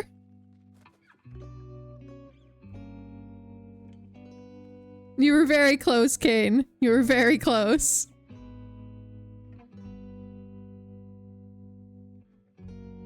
I like they got fired more.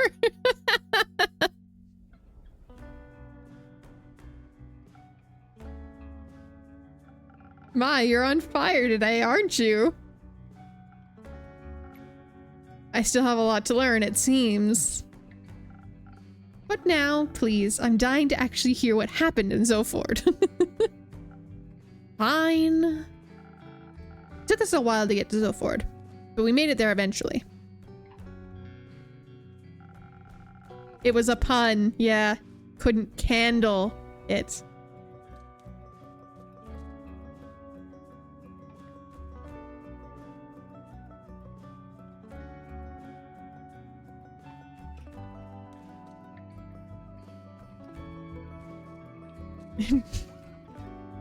Yep. Thanks to your drinks, we were able to sneak around the city without attracting too much attention. Which is super important. You have to get a good feel for a city if you want to investigate it. But we didn't have a lot of clues to start with. Just a few missing familiars and alleged ghost animals. So we started asking around. As detectives, we do want to collect some evidence.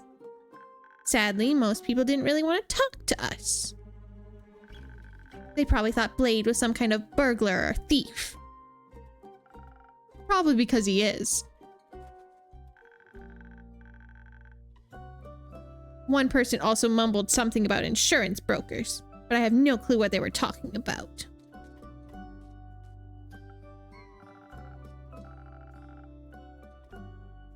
Rude. Rude.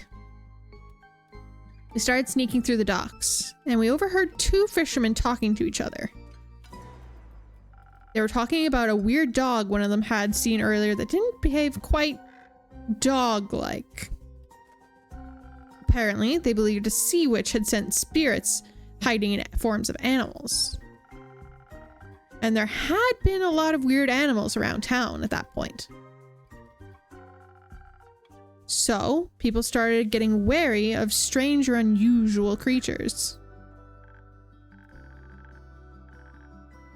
Even the non-superstitious people thought they had some kind of disease, like rabies or something. I'd also stay away from animals infected with rabies. Yep. Exactly. Who wouldn't? It's the only logical thing to do. But somehow, my detective senses were tingling. I knew I had found a clue. I just didn't know how to connect it with the missing familiars yet. Maybe familiars could get infected with rabies? And that's why they went missing? But of course, the fishermen didn't want to talk about any magic, wizards, or familiars. Just fish. Sounds kind of obvious to me. So we kept looking for other clues. And we found one. On the ground, surprisingly. Oh? It was an old newspaper with an interesting article on the front page.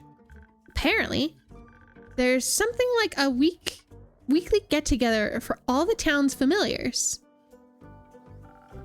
We decided to go check it out. That does sound promising. It was. At least more promising than the rabies dead end. We managed to track down a few of the participating familiars to get more insight. It was a little tricky, since none of them wanted to talk to us at first. I think they were still kind of scared. Maybe they just wanted to protect their friends. I didn't have time for their pathetic self-sacrificial empathy. The drink you prepared really did wonders. I was strong enough to overpower one of the draconic beasts. All of a sudden, they were quite eager to talk. It only took Blade a few well-executed intimidation tactics to get them to speak up. Of course, I also took some notes so I could learn to be more threatening myself. I'm sorry, Melly. I don't think you're going to be threatening anyone at all. I don't think that's possible.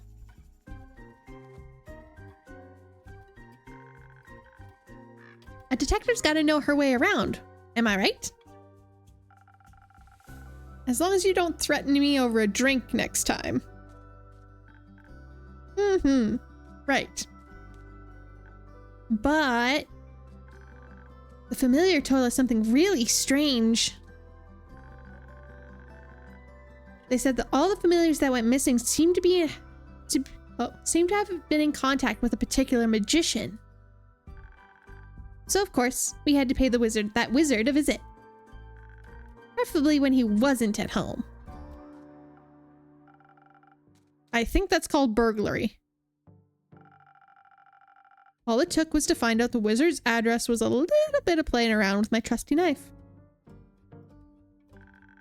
The familiar quickly told us everything we needed to know.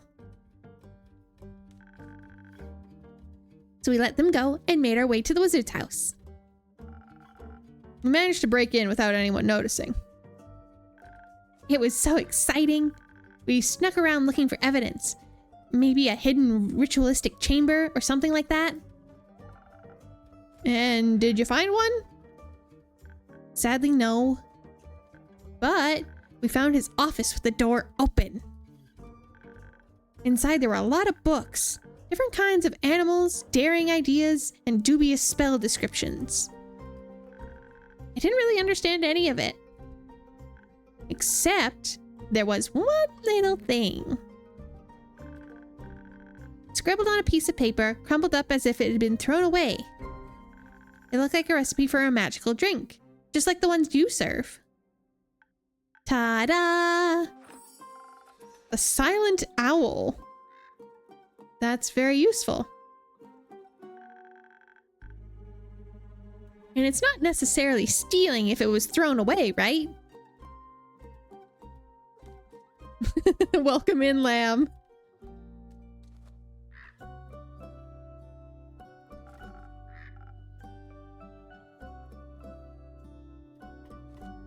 Are you okay? That crash through the wall must have been a little painful.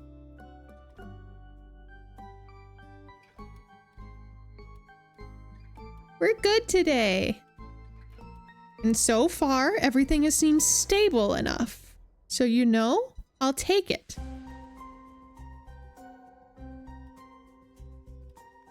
But I hope you're having a good day. Just a few cracks in me skull. Oh no! Shh, it's fine. Shh, it's fine.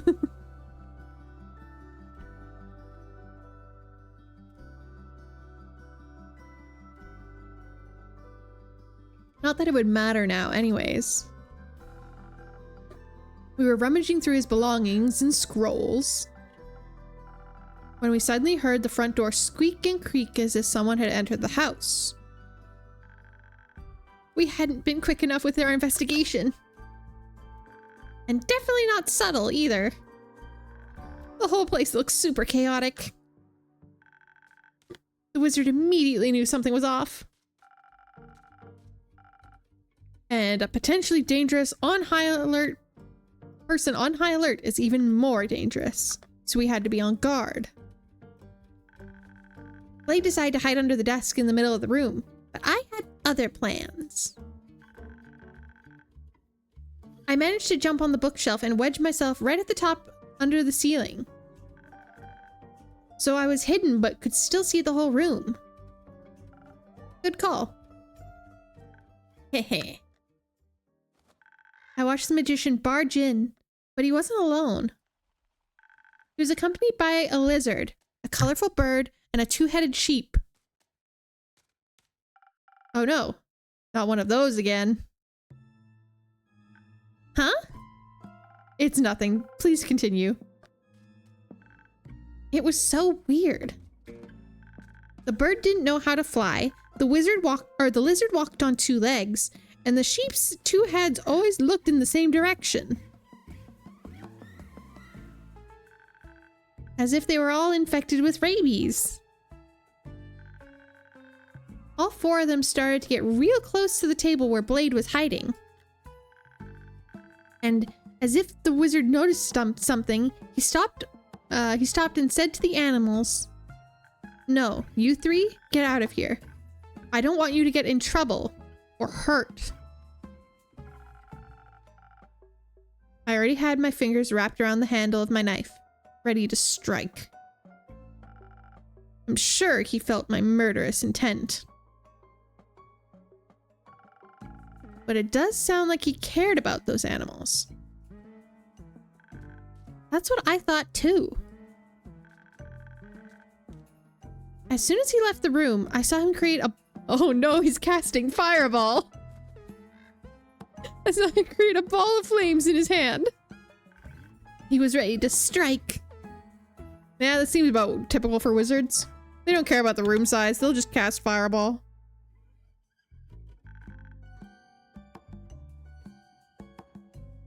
I knew I had to do something. He would have done horrible things to Blade. So I yelled, stop infecting those poor animals with rabies. The wizard turned around and saw me on top of the bookshelf. His eyes were so big, as if he was absolutely terrified. Then the flame in his hand started to flare up even brighter. I immediately knew she was in danger, so I broke every rule in the Thieves Guild that has taught me and just hopped up from underneath the table. Oh, he's trying to save her. You do care about her. Stop it. That was very brave of you. I don't know if I would have been so fearless. Well, I had to. I saw her on top of that shelf, paralyzed with fear, so I shouted, "Jump, now!" Awoken from my paralysis, I did as I was told and jumped down from the top shelf, right onto the desk. But all the notes and pieces of paper that were there made the surface kind of slippery. I panicked and tried to get a grip with the help of my claws. I tore some of the papers and one of them even got stuck in my paw. Luckily, I caught her. She's so light I was easily able to scoop her up. And the wizard started yelling. Something about annihilating all his years of research. I think he meant Melina on messing up his desk. I didn't want to destroy his notes and research. I didn't do it on purpose. It's okay. It's okay. Of course you didn't. But what happened next? Were you able to clear up the misunderstanding? No, something horrible happened. Maybe in another reality, we could have talked it out. But the fire in his hand made me so uneasy, I couldn't let go of my knife. He was so terrified. I think he thought I wanted to attack him. So he tried to strike me first. He shot his fireball at us. Luckily, I'd already grabbed Melina. And with the extra dexterity your drink provided, I jumped to the left and somehow managed to dodge the attack. The whole desk exploded. There were burning splinters and paper everywhere. Are you two okay? Did you get hurt? I'm okay. Blade used his body to shield me. It's nothing. Miraculously, I only got hit by some debris. Nothing I couldn't handle. I've felt worse. I was really lucky you made that drink with those Phoenix chilies. He would have been absolutely caught on fire otherwise. The flames started spreading super quickly, and the only way out of the room was past the wizard. He was already preparing another fireball to finish us off once and for all. I needed a way to buy us some time. Or a distraction. So, while he readied his spell, I reached for the bookshelf that Melina had hidden on top of earlier. Again, it must have been your magic. Because even though it was a massive piece of furniture, I quite easily knocked the whole thing over. In that exact moment, the wizard also launched his second fireball.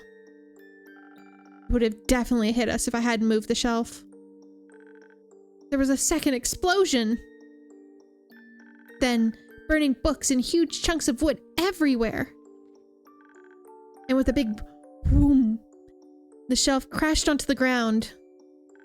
I don't really know how it happened, but the wizard must have gotten buried under it somehow. I knew getting out of that room was our highest priority. Sooner or later, the flames would catch up to us as well. I'm sure of it. I kept a tight hold of Melina and jumped over the burning debris to the door, then stormed outside. Getting us both to safety was more important than the life of a wizard that tried to kill us. Twice. I guess you're right. I'm glad you two are alive and well. It does sound rather dangerous. The story isn't over yet. We made it out of the room, but ran into those 3 weird animals that accompanied the wizard. I recall a lizard, a colorful bird, and a 2-headed sheep. Am I right? Correct. First, I thought rabies-infected animals wanted to attack us. But suddenly they spoke to us. In our heads! That's odd. Usually familiars... Well, it's usually familiars that communicate like that. Now hold on tight, innkeeper, because they were, in fact, not infected with rabies.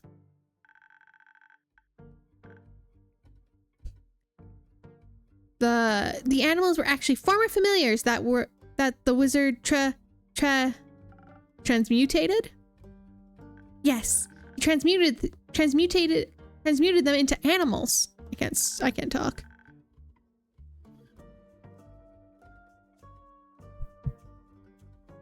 Not because he was evil, but because the familiars asked him to.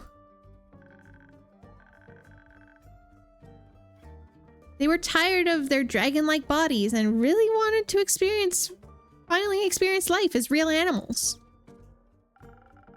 Naturally, they had no prior experience, but still had to learn how to act in accordance to their new forms. So all the weird animals, like the dog the sailors were talking about, weren't actually infected with rabies, but were transformed familiars. Excellent work, detective. Hee hee. But there's one thing I don't understand. Why didn't they just tell their friends and wizards about their wish? That's simple. They were scared. Scared of rejection, ignorance, loneliness. So they just kept it to themselves. Of course, their friends assumed the worst after weeks of not hearing from them. It's so sad. They were scared of being left alone and choose to live a life full of self-inflicted loneliness instead. And we went and destroyed their home too. I wish I was a cat. No school, no work, just meow meow. But you didn't do it on purpose. Exactly. The wizard destroyed his home himself. I didn't even attack him. I know. But what about his 3 familiars? They went to check on the magician first. And they returned without him. Their faces spoke volumes. Did he die? Either from the shelf...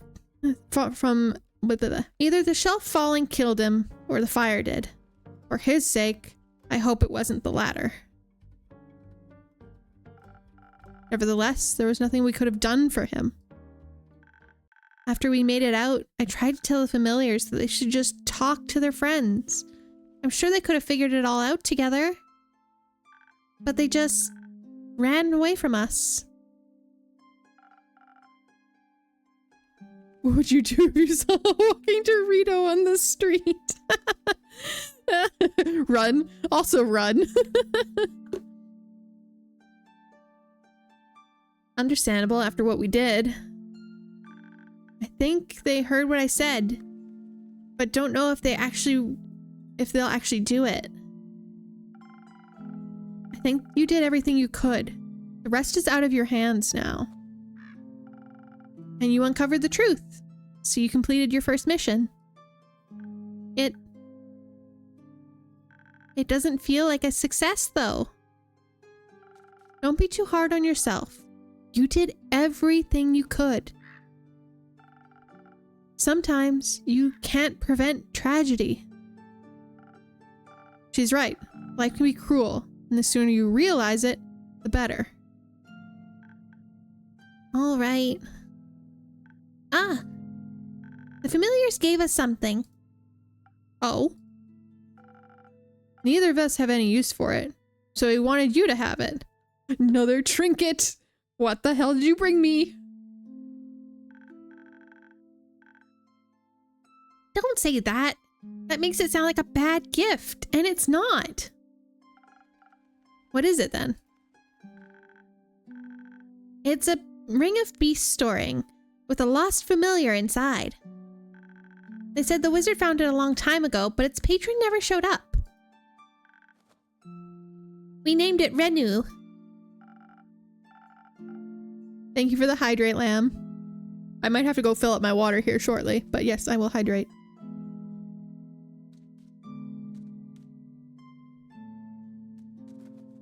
Melina can't take care of it, and I have my sheepfish, Rufus.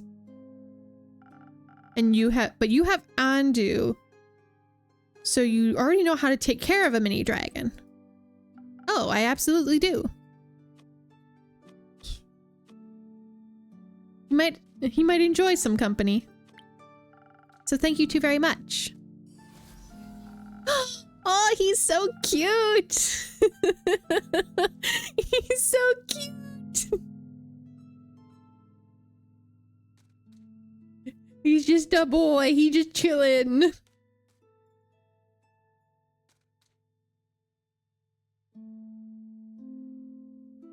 I need to get back to Rufus now. He gets lonely without me sometimes. He's just like me, chillin'. Yeah, he's just chillin'. Also, once again, no thoughts behind those eyes. Or is it that you get lonely without him? No, he has some thoughts, does he? He's my pet. I need to take care of him. Don't worry, I'm sure Fable did a good job. Though it's nice to see how much you care for your pet. You envy him.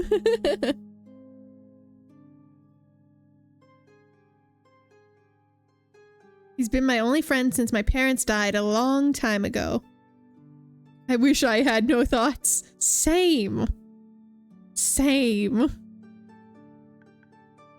Oh.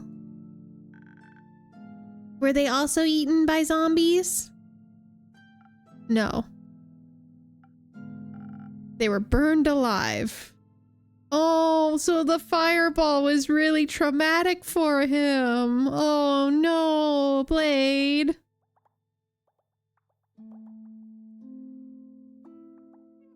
Oh, the fireball was... Oh. Oh. Oh no.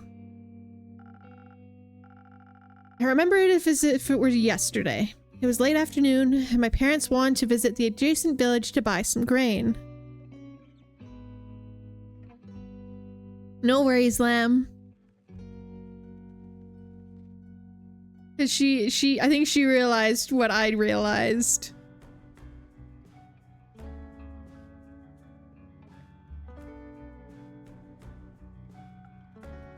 But they never returned. I wanted to look for them. But when I got to the village, every house, every barn, even the ground was ablaze. I heard yelling, people screaming in pain, pleading for help. And my parents were nowhere to be found. Few survivors confirmed they had seen them earlier that day. Before the fire. They did not need to make her face so sad, I know. I later found out that the perpetrator was a pretentious son of a noble family. He had a disagreement with a farmer over some payment, and instead paid a bunch of criminals to set fire to his barn. The fire spread uncontrollably and devoured everything in its path, including innocent lives. Just like it did today. Oh no, I'm sorry, Blade. That's awful. I'm sorry, Blade. It's alright. I bottled up my emotions and combined them into desires. For a family? For vengeance. For revenge. For murder and death. Oh. No wonder you were so tense when the wizard aimed a fireball at you. I just forgot that I was fire resistant. There was such a strong fear deep inside my gut telling me to flee. So I did. I couldn't help it. Of course you couldn't. Anyone would have done the same thing. I just thought that enough time had passed already, that I could master my fear. Something like that takes longer than you think. I'm also still afraid of T-Rexes and zombies.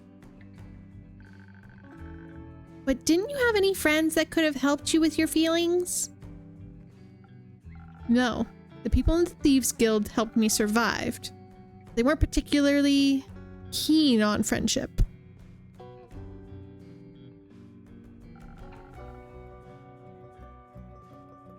Girl, you're 10. You're sweet, but you're 10. So I chose the lonely path that was meant for me. That's not very nice of them. But now you have me.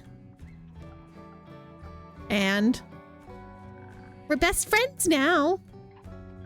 And accomplices. And we can form our own guild. Like a detectives guild. No. Give us a few more quests and we'll be the most famous detectives in all of Viosa. I'm sure of that. Oh, and now here comes Chaos Incarnate. Oh boy. This is not the combo I thought of.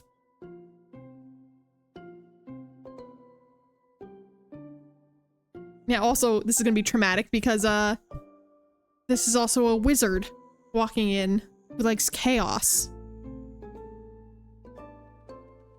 Did she passively offer to help him? This looks like me, what the fuck? Hex is a good boy, he just likes chaos. And a good mythical morning to you, Innkeeper. Like, look at this face. Look at this face. You can't tell me that's not chaos. Ready to cause chaos. This time it's actually still morning.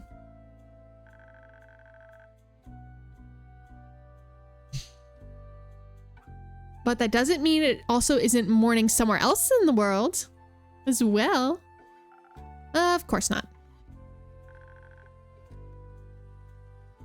That's a really cute hat you're wearing. Thanks. Can I try it on sometime? Only if you tell me your name. A tempting offer, I must say. Maybe I should take some notes.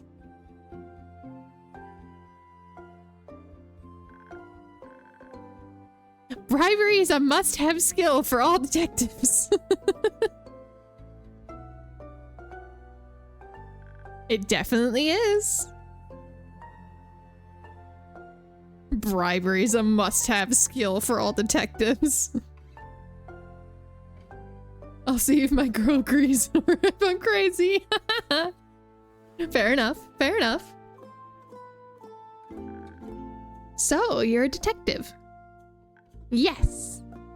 Well, I still have a lot to learn. But someday I'll be the best detective in all of Fiosa.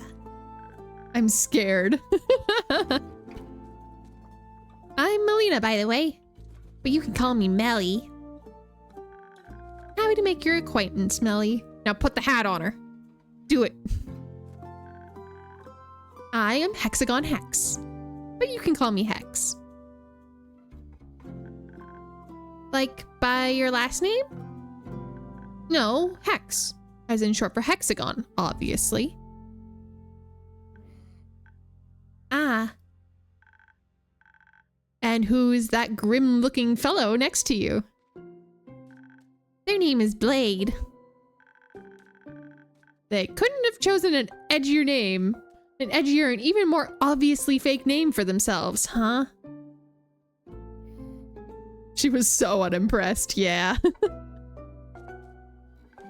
No, you got it all wrong. I named him. Oh, didn't see that one coming, I'm gonna be honest. Nice to meet you, Blade. But I think you've gotten enough information out of me. Can I try on your hat now? That's a tricky one. You see that little star pendant at the tip of my hat? Uh-huh. It classifies me as a wizard of the primordial sea. A silver one, might I add. One of Leviathan's most trusted confidants. Oh. Please, please, please, please, please, put the hat on her. Put the hat on her. And all of his knowledge is directly transmitted to anyone with a hat like mine. In particular, silver stars like me have access to information that, leaked to the masses, would break the order of this world. Oh, wow. Wow. But every silver star has to go through extensive mental training. Such amount of knowledge would drive any mortal without proper training insane. No. So I can't let you try on the hat without endangering your life. And I couldn't forgive myself if I were the reason someone aspiring to be the best detective went absolutely mad. That's very honorable of you. But I, Great Detective Melina, have concluded that you, Hexagon Hex, are a liar. Yep.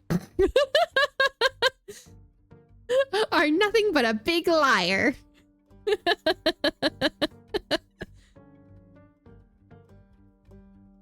Okay, give me 2 seconds. I'm gonna go get some more water. I'll leave you on this screen because I think Melly is just too cute and this line is hilarious. But I will be literally 2 seconds. So hang tight.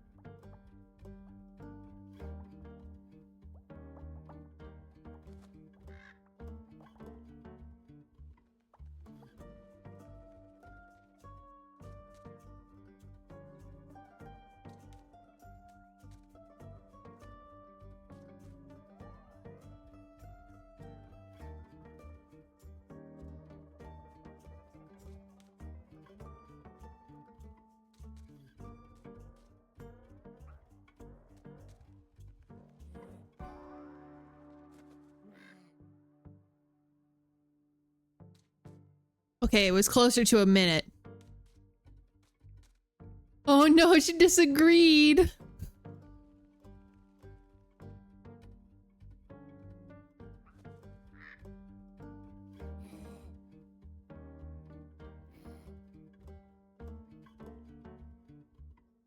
I'm sorry about that, Lucado. I'm so sorry.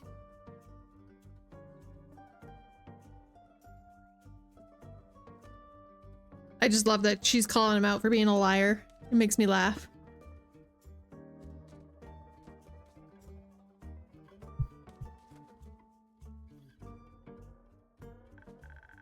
Ha, you are a great detective indeed. I thought you were honestly pretty convincing, Hex. Thank you.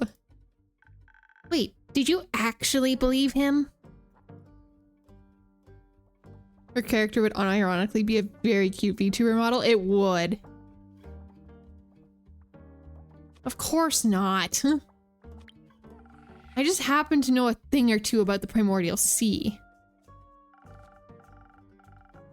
I've read a few books, heard a few rumors. You know how it is.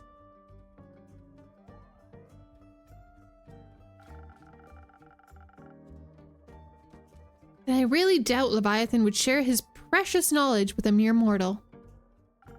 Nothing against you, Hex.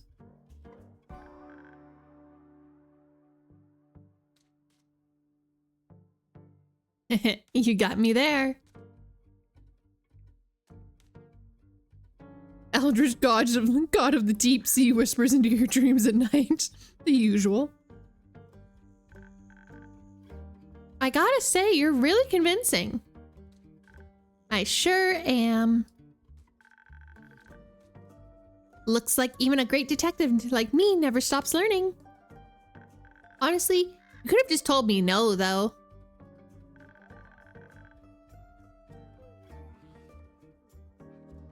I would have just revealed my name without promising a magic hat on the line.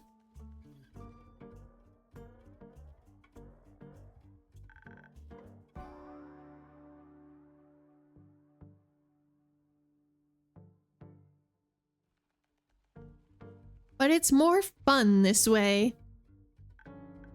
I think honesty is also very important to I think honesty is also a very important skill to master. Whatever you say, detective. But Hex, what brings you here today? Nothing really. I was just longing for another one of your drinks. You know, the kind that would flood my head with new ideas. Leave it to me. Called out by a 10-year-old.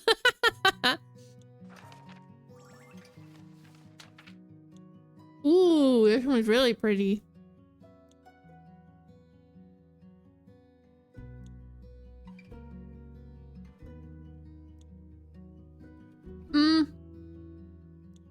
We could.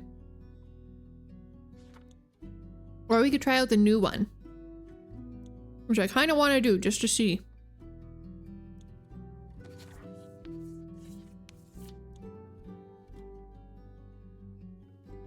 We'll need one of these. And then we'll get one more here. One more here. And 2 here. The Silent Owl. Which also, it just feels really fitting for a wizard. Considering they took it from the wizard's lab. So it's fine.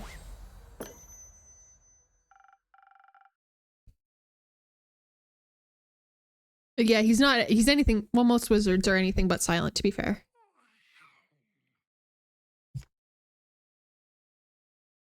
There you go. This should do the trick. They all kind of have a little different animation to them. Like, you can see the little fizzies in this one. This one has the little aura coming out of the top on the nebula one. And then the little lock shines and shakes on this one.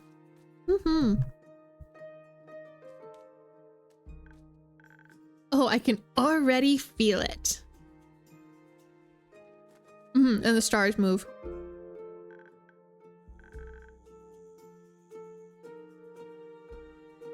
All the ideas, they're manifesting in my brain.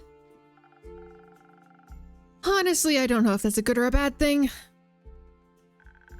I guess we'll have to find out.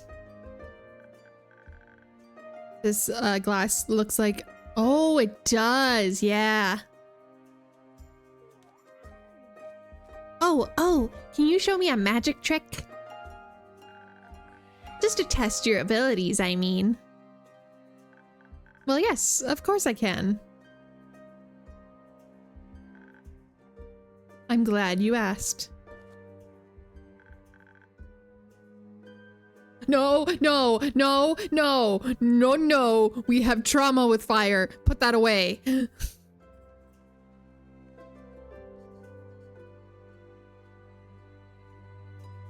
You know, I'm a master of fire. No, no, anything but that, please. Blade, Blade, it's okay. I can create 10 tiny flames on top of my fingertips, for example. Oh. You know, I think I've had enough fire for a while. Oh, I see. Let me think of something else. Oh. You know, there is one little trick I have in stock, and it doesn't involve any fire in any way. Oh, what is it? Please show me. All right, but you'll have to come a little closer. Even closer. That's perfect. Now watch carefully.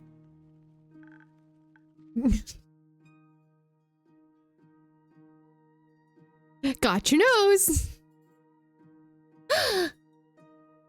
My nose. You gotta give it back. You got come catch me then. Oh, just you wait.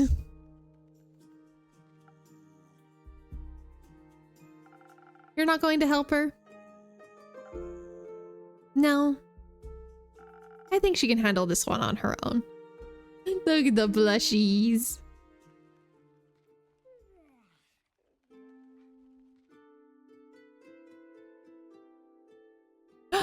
Carlin!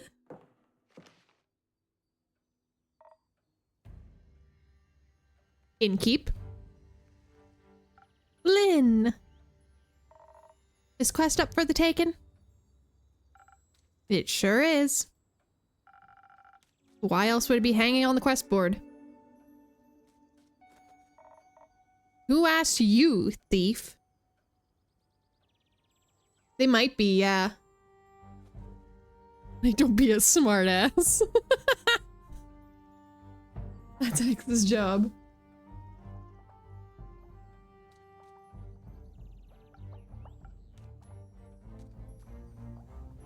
He's blowing... I don't know if you can see it, but he's blowing bubbles. The little dragon up here is blowing bubbles every once in a while. It's so cute. Are you going by yourself? Of course. I don't do groups. But could be quite dangerous. Uriah seems to be a hot spot for danger at the moment.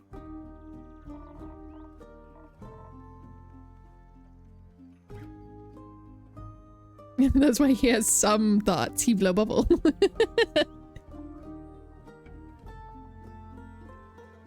you want to come with me or not? Or what? If so, spit it out, kid. No. Fine. Then there's nothing this great sword can't cleave through by itself. Won't need much help. They are married. Cool. They always like that, Innkeep? Depends on who's in the room. Worse, usually.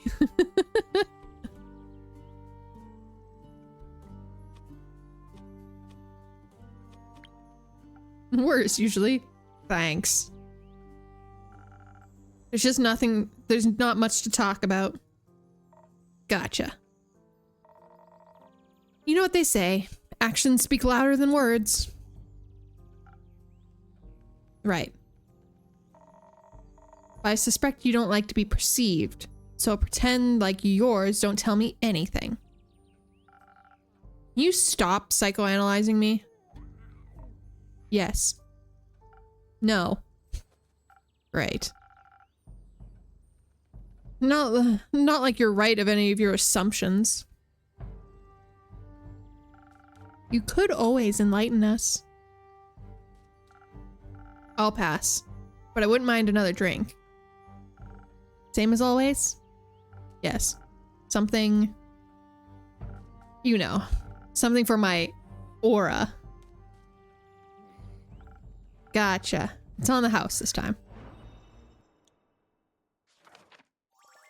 We go back to Spoken Heart. Boo-boo. Because he won't speak his feelings. So we give it to him in drink form.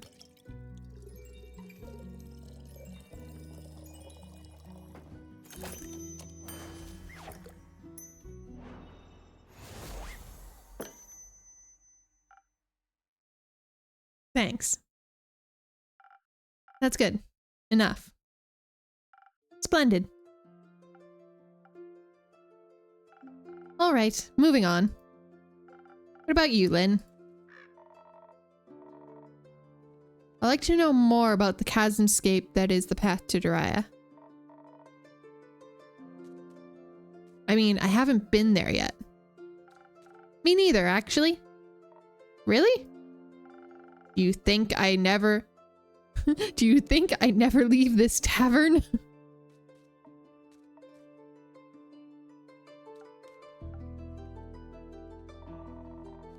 Do you have any special insights that might be useful? Not so much about the situation itself, but bits and bobs I've picked up over the last few days. Enlighten me. As you might have read, travel to Daria has become a bit of a hazard. Collapsing bridges, disappearing animals, nervous diplomats. Sounds like a haven for bandits. Among other things. Either way, I'll get that blue blood to Daria. Of course. How about a drink to aid with the undertaking? Thought you'd never ask. Any wishes? I mean, this could go either way, depending on what truly is going down. Timing might be important. Being swift and smart above it. So Archie, Lynn, and potentially someone else. It could be. Could be. Evasion is what they call it. Might have a good infusion for that. The feather of a golden loon. A what? Oh, a rare waterfowl. Legend has it the wind still resides in its feathers, so it lends you strength, or it lends you its speed. Take Bubble Dragon, he'll serve as a worthy distraction. No, he's my familiar. No one else takes him.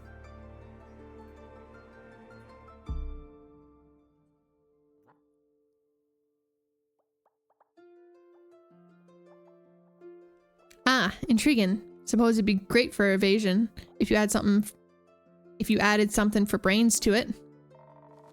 Though I'll be dealing with a diplomat, so a little additional charisma to get me on his good side wouldn't hurt either. Definitely doable.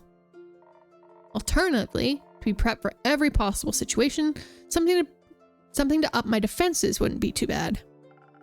How do you feel about traveling under the blessings of the dragons? I'm all ears. With a little citron, your weapons will be blessed. Great against any bandits or bridges. Sounds like something my Baba would have chosen. Not like she would have needed it. The situation is really not that dangerous. Something that would give me more protection would fit. If it comes with enough strength to strike back, then that's it. Against bridges? I don't know, man.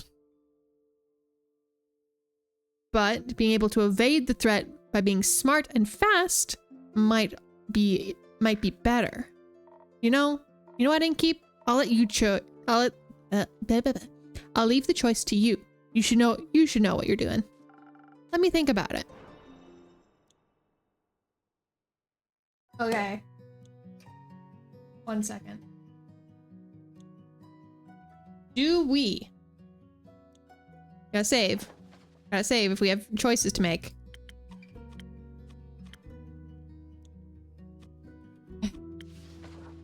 Do we do strength and defense or speed and wit?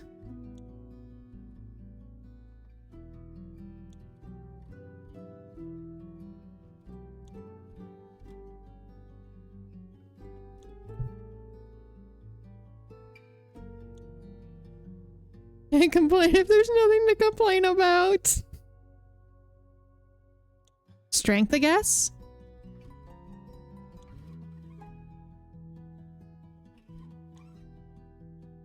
We got one for strength. Oh, which one is fancier? So this one, so the steel tonic would be our one for the defense and strength. Evade or strunk. And then our speed one would or our intelligence one would probably be this one. Would be the peak sunrise.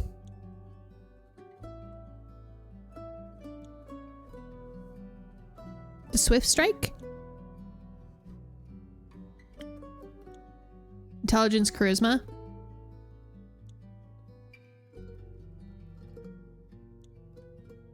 And this also gives a good speed boost too.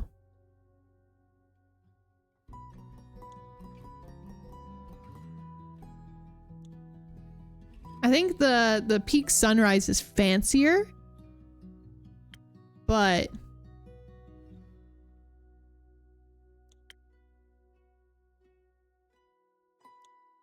maybe go defense. She looks strong already. Right. Like evasive it already? Well, let's just say this. Her first mission ended up with her coming back with Fable and I think 3 arrows in her shoulder. From Fable. So, take that with what you will. So yes, defense. Okay. And it wanted the citrine. Yep. We do 1 speed. 1 more strength. And all the way... Oop. All the way full. Defense. Steel tonic.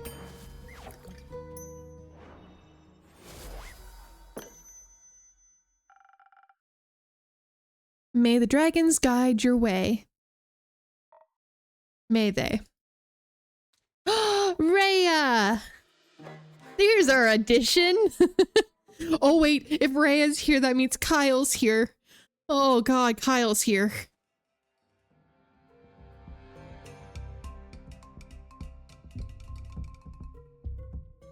Hey Kyle, yeah, we'll meet Kyle. Where are you headed? Rhea, some diplomat clown is in need of aid. Need some escorting of sorts. Aye, Innkeep. Is this escort quest you been offering? Yeah. Boggin' crap. I've been meaning to take that one to earn a little bit of coin on the side. Well, I've already committed to it. I don't know how many. I'm just fucking trying different voices and seeing what sticks. And what if I tell you that I want that quest? Well, you ain't getting it. Simple. Could you stop me?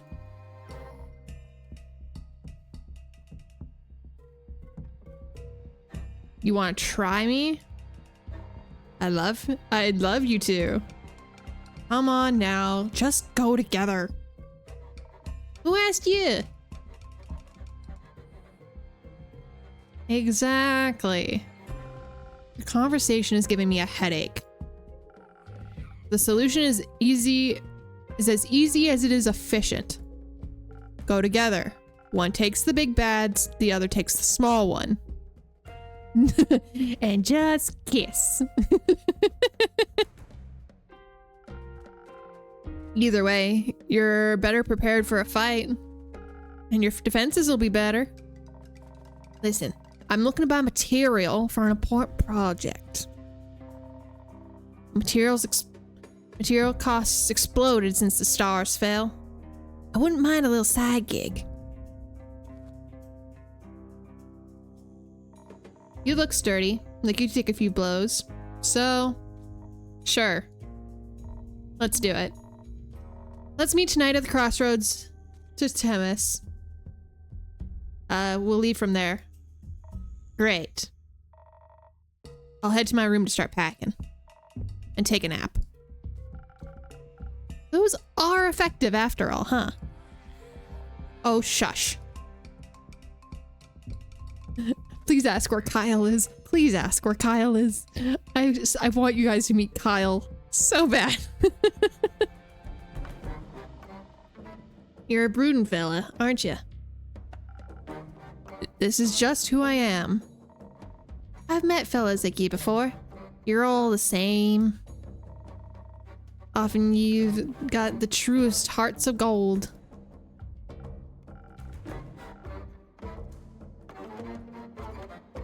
Can we just skip the sincerities? My headache is bad enough. Oi, Inky. Rhea? Kyle keeps talking about fireworks. He's still oblivious to what actually happened. Luck's with the fool, they say. For many, it'd be easier if it had just been fireworks. Keeps blabbering about that letter. Oh. Have you opened it yet? No. Dreading what might be inside? I just don't care that much. At least come up with a better lie. Or he could just stop asking. Oh, Archie's back. Asking about what? Nothing. Of course not. I don't mean to pry or anything. Even though I am curious by nature.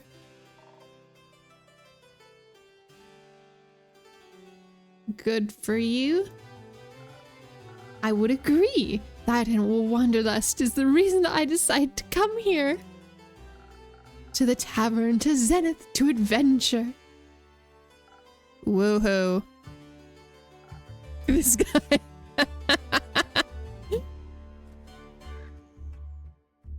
Thank you.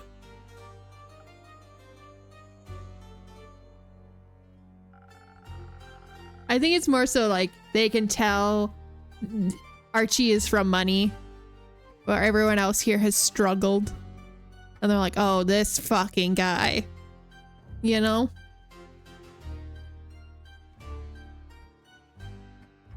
I've come to inquire whether someone has already embarked on the quest to escort my dear friend to Daria. He does, kinda, yeah. Very much so. She's sitting right here. Where? Oh, how rude of me. Of course. Hello, brave adventurer. Rhea's enough. Hello, brave Rhea. Are you going to be the one to escort my dear friend? Along with Lynn. That one. Oh, Carlin, phenomenal.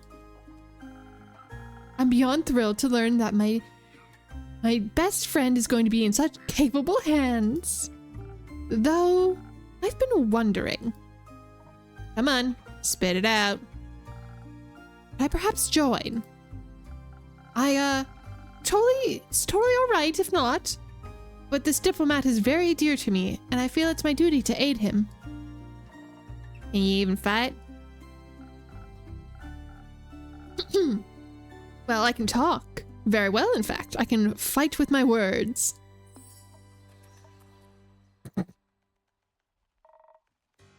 The wolf hid that. So sure thing. Come along, lad. I'll show you some tricks. We leave at midnight. Really? How exciting. Come on, let's go. Oh, how the turntables. Me going on a dangerous and important quest, merely of reading about it. Instead of merely reading about it. Seems like you're on the right path for your hero's journey. Indeed, all the stories I have to tell when I return and keep. I can't wait. Yeah, she's gonna take him just because Carlin's gonna hate it. Also because she had to deal with Kyle, so it's just Kyle 2.0. Farewell, see you soon. Goodbye. See you soon. I hope their quest goes well and they don't run into anything unexpected.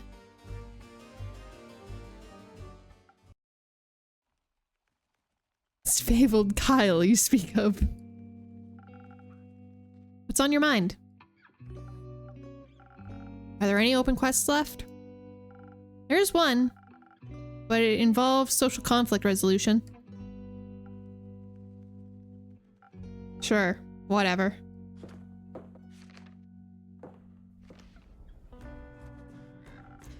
I'm taking this. You're gonna try and play matchmaker.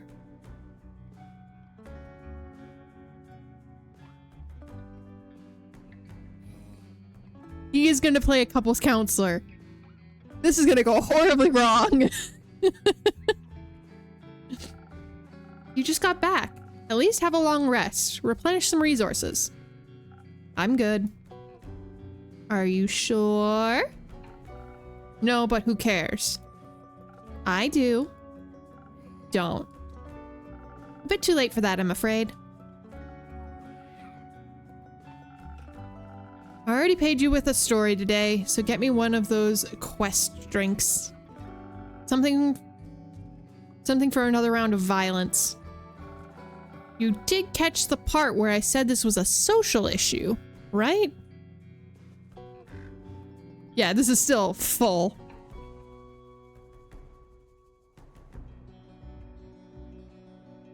He's most likely to get to the bottom of what's actually wrong between them.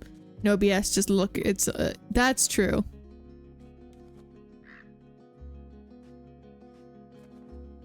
Fable! Hello! Hiya, Innkeep! Hiya, Fable! Hiya, Mel! Hi. Yeah. Never mind. Would you like a drink? Actually, I'm here for a quest. Archie told me there was still one left, and I wanted to ask if I could take it. Good question, Fable.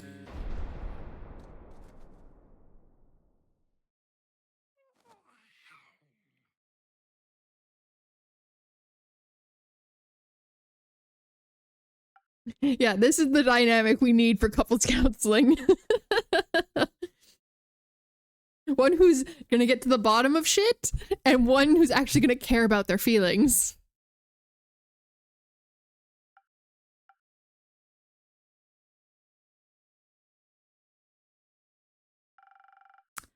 I see it's on me to answer it. Blade is thinking about taking the quest. Who's Blade? John. Malachite. That guy. Whichever name he wants to go by these days. Oh, nice name. Thank you. Aw, he likes the name Blade because Melly gave it to him. Oh. But if you're already taking it, I guess I'm too late. I hope you can have fun. Why don't you two go together? Together? Is that allowed? Of course. Teamwork is the adventuring world's bread and butter. Most heroic deeds aren't done alone. Life would be very lonely that way. It would be, yes. So you should go on this quest together. Combine your individual strengths to solve any problem. To solve any problem better than you could of alone.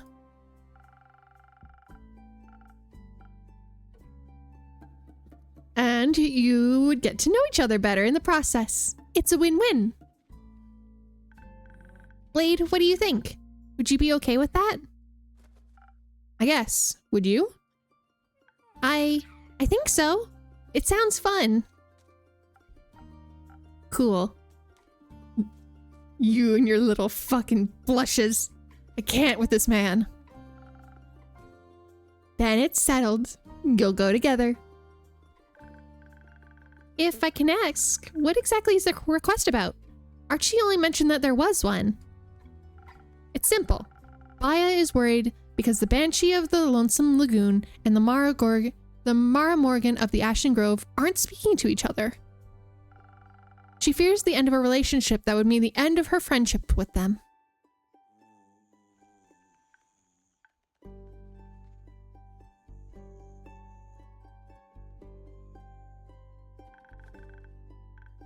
Baya is friends with the Morgan? Best friends. Ah, so we need to talk to the Mary Morgan. And the Banshee. What an opportunity. Always wanted to come face to face with the embodiment of sorrow. I know, Fable is very yellow. I don't know why she's very yellow, but it's fine. Don't you think that's scary? No. You know what's scary? Failing relationships. I wouldn't think he would be worried about relationships. Social fights are the most dangerous kind. I find them less scary than wrathful spirits. Seems like together your fears will cancel each other out. I don't know enough about math to dispute that. Speaking of math-ish, how do you two want to approach this? It's not exactly an easy task, so we have to be smart about it. Do you still have any fake crystals? Those ones that make you fade into the shadows entirely? Sure do. Good. I suggest you mix those with a hefty serving of intelligence. Then we can turn invisible and come up with a clever ruse to make them fall for each other again without them ever knowing it was us. Yeah, failed relationships are scary as hell. Do you just want to avoid social interaction? Maybe. Or maybe I just want less fire this time. Fair enough. I don't know. I feel like they should just talk about their feelings. What if their feelings are that they never want to talk to each other ever again? Then they should talk about that too. Not the point of the quest. I think it is. We should face the problem head on instead of trying to find a way to avoid it.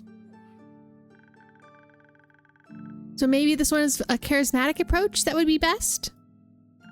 And maybe... Innkeeper, Clay mentioned you have some Thunder Sage. But that would be able to help us inspire others, right? Correct. I'll admit it works a little differently for everyone, but I have no doubt you'll figure it out.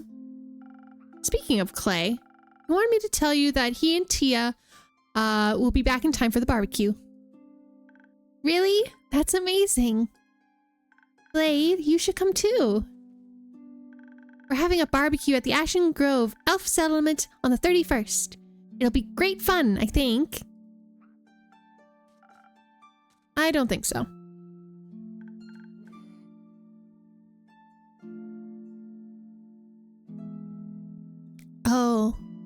right? I have to get back to Rufus at some point. He'll need his wool cut. Speaking of Rufus, if you're here, Fable, where's the sheepfish? Melina picked him up. She said she would bring him home so he has to spend less time alone. Rufus is Blade's pet sheepfish. For some reason, he has a pet. We don't know.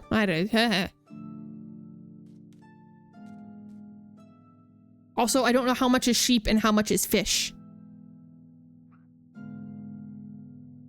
No, the bubble dragon they found in the, or they got from the familiars on their trip, but he doesn't want more pets other than Rufus.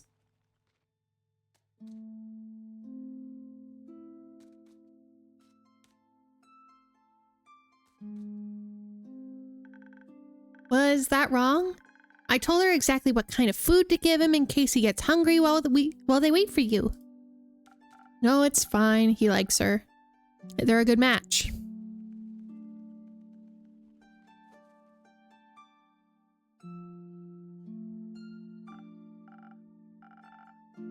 Yeah, lifelong companion is Rufus. Anyway, we should hurry so you don't miss your barbecue. You're right. Innkeeper, can you help us pick the right approach?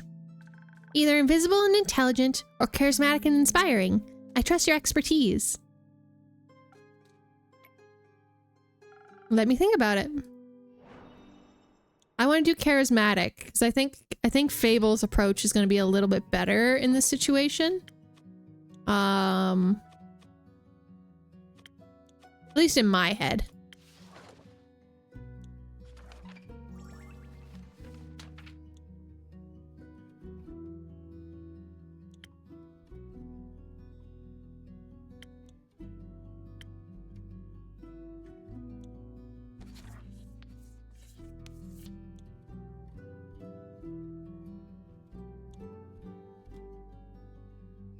They want, what was the infusion? Was the flower, honey flower.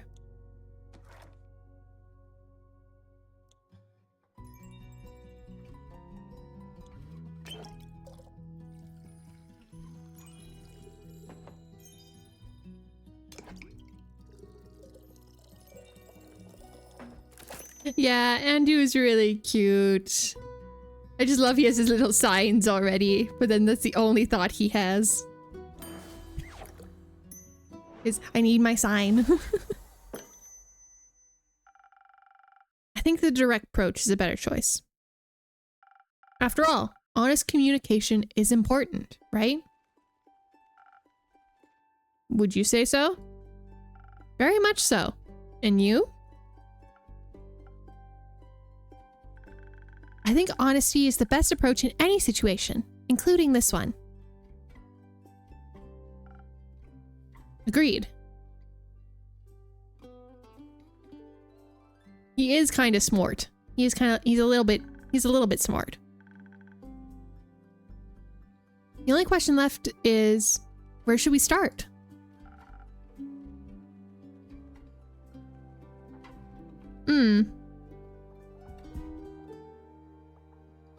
I'm kind of sad they don't give us like actual like stats with like these. They just tell stories. Also, I don't know why Fables is blank, but they don't give us like actual stats. So I'd love to see what their stats are. If they had like a preference for something. But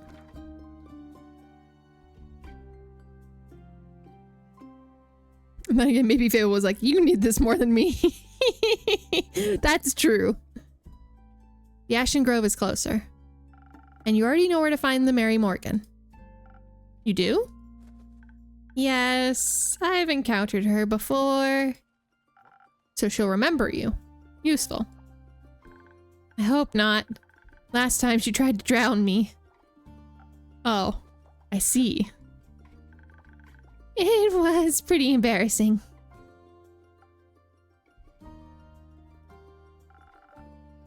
I know the way to the Banshee too. It might be smarter smarter to start with the one that's further away. Work backwards and all.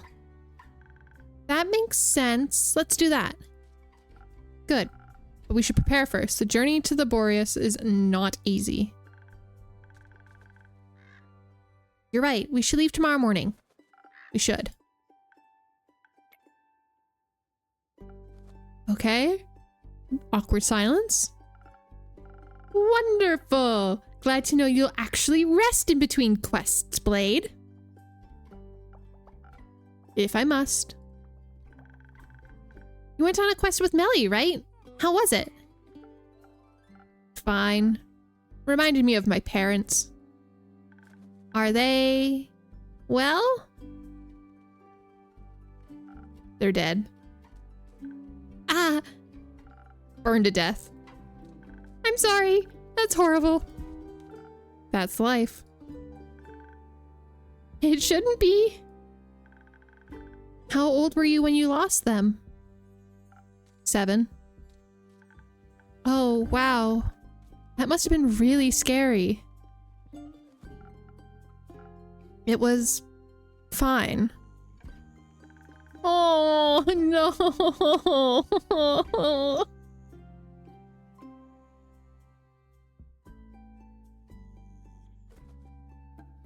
That doesn't sound fine. When I was 7, I ran into a vine-spiked boar searching for friendly rocks. It chased me through the forest for an entire hour. First, I thought I was gonna die, but then I was sure I was never going to step foot outside again. But when they found me crying, my family hugged me so tight they dried up all my tears. And then I sat in my room, frozen in fear. We danced and played board games till I forgot I was even scared. I can't imagine not having that. I can. Blade, stop this! It was... please don't say fine. Scary. Really scary. I waited at home by myself for 2 whole days. I thought the shadows were going to eat me at some point. Then, when I finally was brave enough to leave, it was too late. You know it wasn't your fault, right?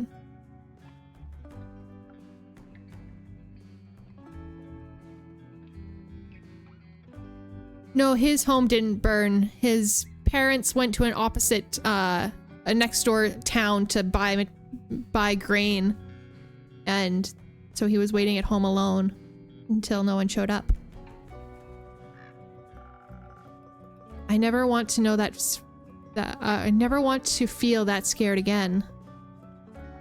But it's fine because I fixed it. Fixed it.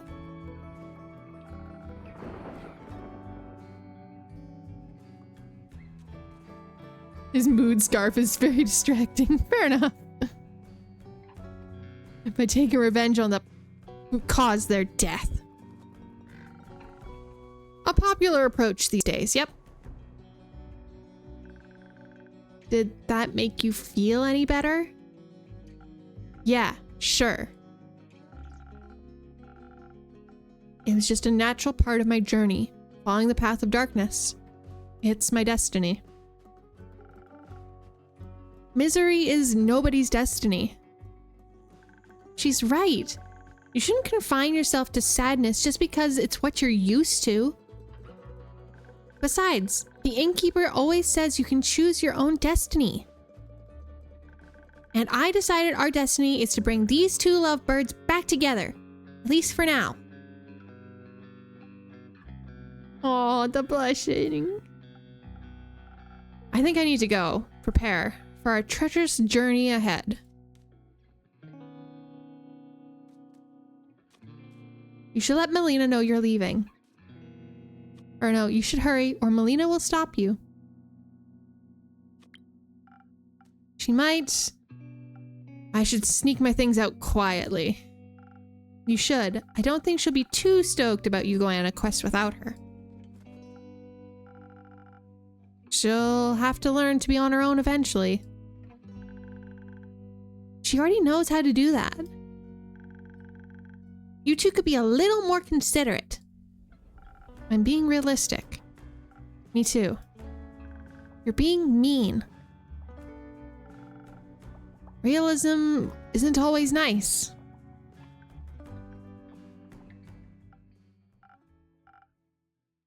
Not gonna lie, I'm with Fable on this one. But she has to take care of Rufus.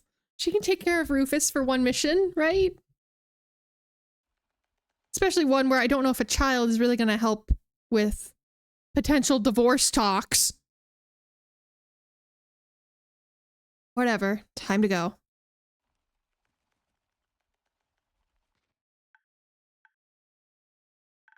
You think I should go after them?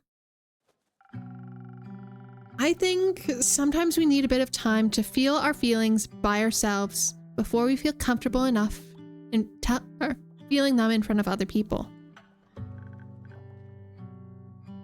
That's a no, right? Give him a moment. You'll have plenty of time to be there for him while you're playing matchmaker for the undead. Right. We have to do that.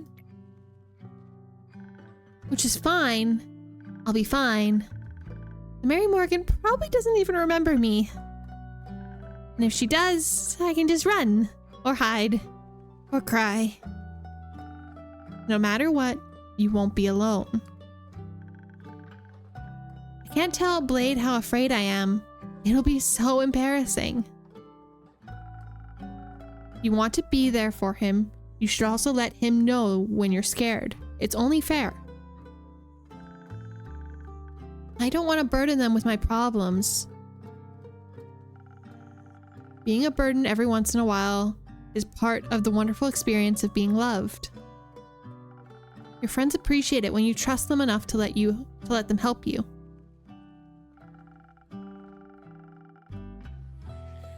Because when you care for people, you're willing to put a little work to make them smile.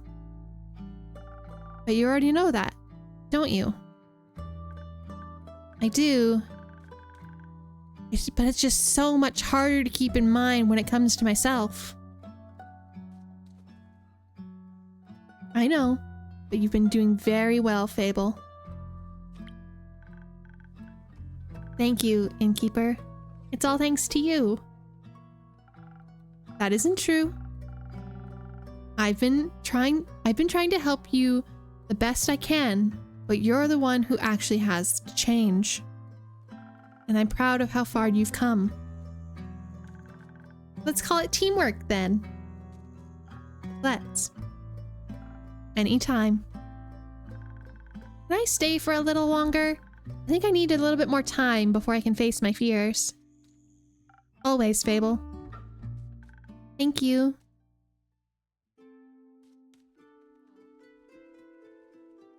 Good morning, Marky.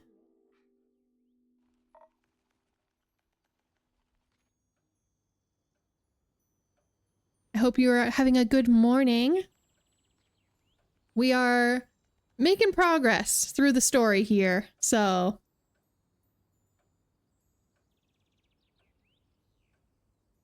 Quick little sip of water before I move on to the next bit. Also, I really hope Kyle shows up. I really want to show you guys Kyle, but I don't think he's going to show up for some reason. Morning. It's not morning. Did I sleep that long? I'm still in shock from waking up, but I am here. There is always next time to see Kyle, yeah. It's all good, Marky. I'm glad you're here. Even if you're not fully awake just yet. No, it's still the same day.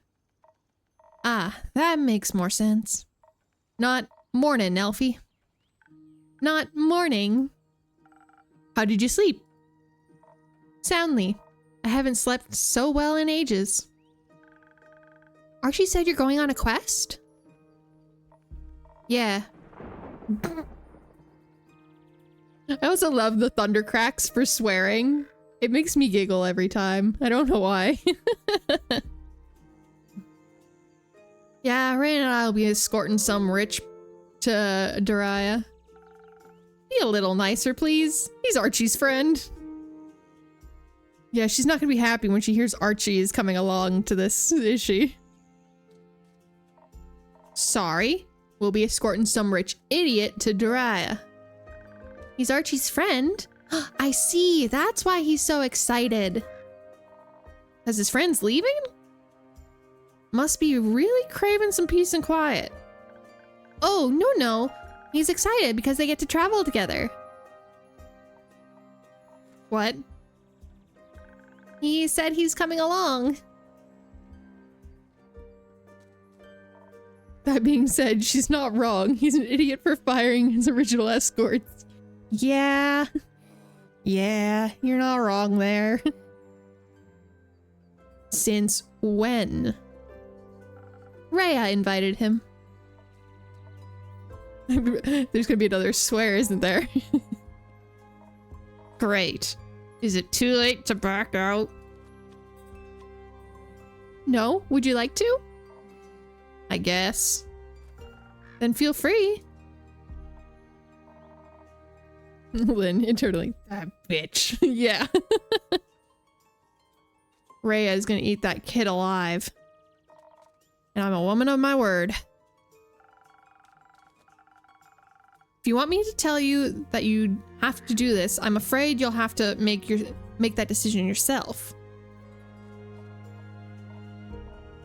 Fine, I'll go. But I'll need another drink. That would be rather difficult.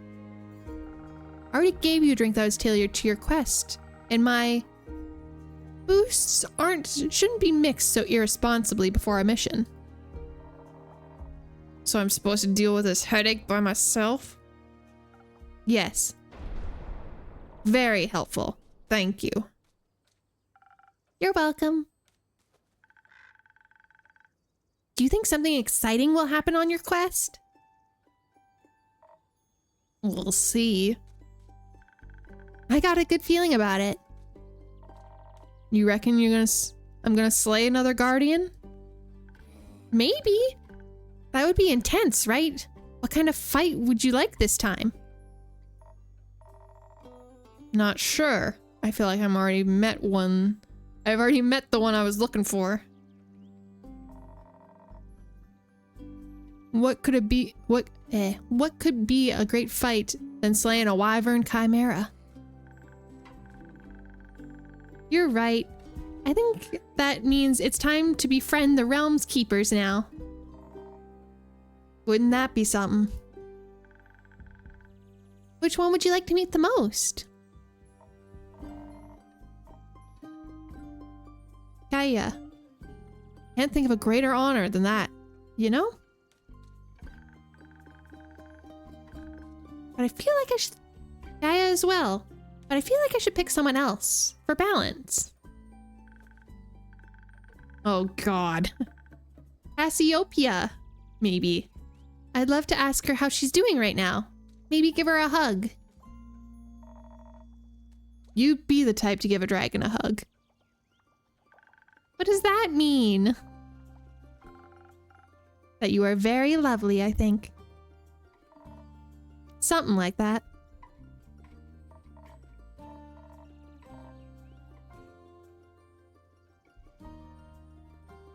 All right. Thank you so much for the Prime sub. Thank you so much.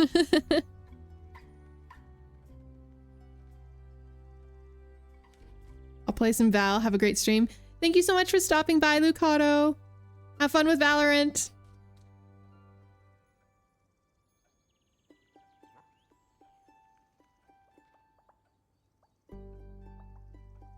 On break, just wanted to pop in and say hi. Thank you so much for stopping by, Right? I appreciate it.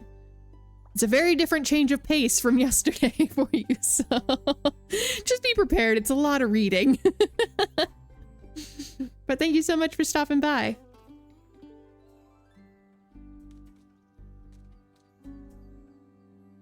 So, fellow Dragon Enjoyer, who would you pick? No repeats. Leviathan, the serpent of the primordial sea. Why? You like snakes? I do. I also enjoy elemental magic and swimming. And chaos. What was that last one? Swimming. Right. But I suspect your quest will have its merits even if you don't meet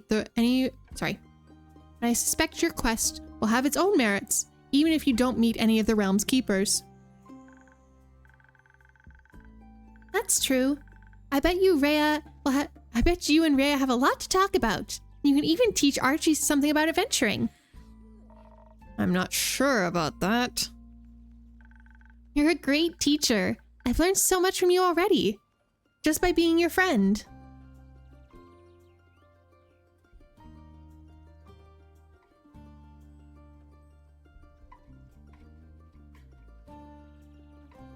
Thank you so much for lurking, Marky. Go enjoy some breakfast.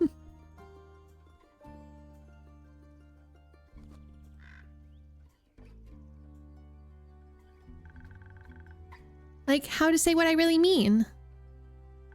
I'm still working on it, obviously, but I feel so much better when I'm being honest about what I want. You're getting a lot better at it. Thank you.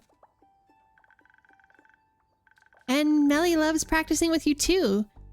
She says she wants to ask Rhea to build her a greatsword of her own.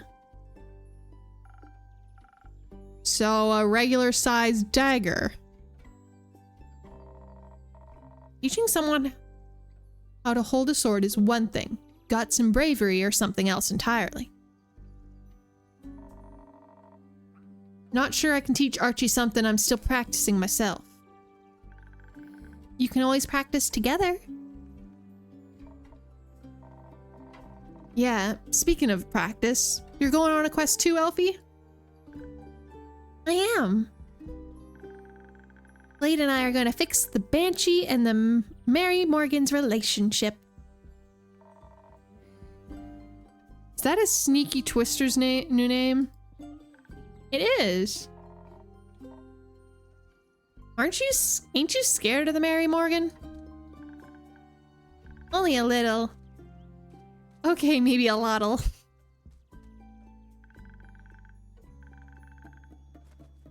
But do you think she's going to drown me? Or do you think the Banshee will? Yeah, a lottle. I don't know. Maybe they'll reunite through the teamwork of drowning me. Yeah, they could. That's entirely possible. Probably not. I think you'll find some wacky as heck solution that no person in the history of Dragonkind would ever have thought of. Like being kind or whatever. I'd like that. And if all else fails, you've already got an insane air echo by your side to pull you out of the water. If he can swim. He's sane. Is he? Well... mostly, I think he's sad. And sadness can make people feel a lot of intense things. Like fear or anger or nothing at all. Anything that isn't sadness. It's easy to lose yourself in that. But there's always a way out, if you're looking. Mm-hmm. You taking that sheepfish thing along? Maybe? I'm not sure. Depends on how closely Melina is keeping an eye on him, I guess. I think he might try to sneak out. He's not saying goodbye? No, I don't think so. Coward. Guess if you're going with whatever the Drake's his name is, you'll finally be able to ask him for his cheesecake recipe. Cheesecake recipe? Melina mentioned he had a good one. I thought he could maybe show me how to make it. That sounds like a great idea. Ask him. You can use my kitchen if you want. Really? That would be amazing. I'll ask him. Maybe. Andu will be waiting for you.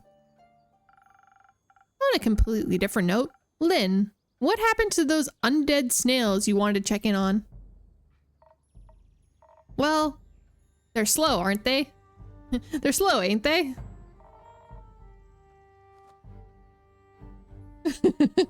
Lynn, Fable, and half of the adventurers probably drag his ass over to Melina and say goodbye.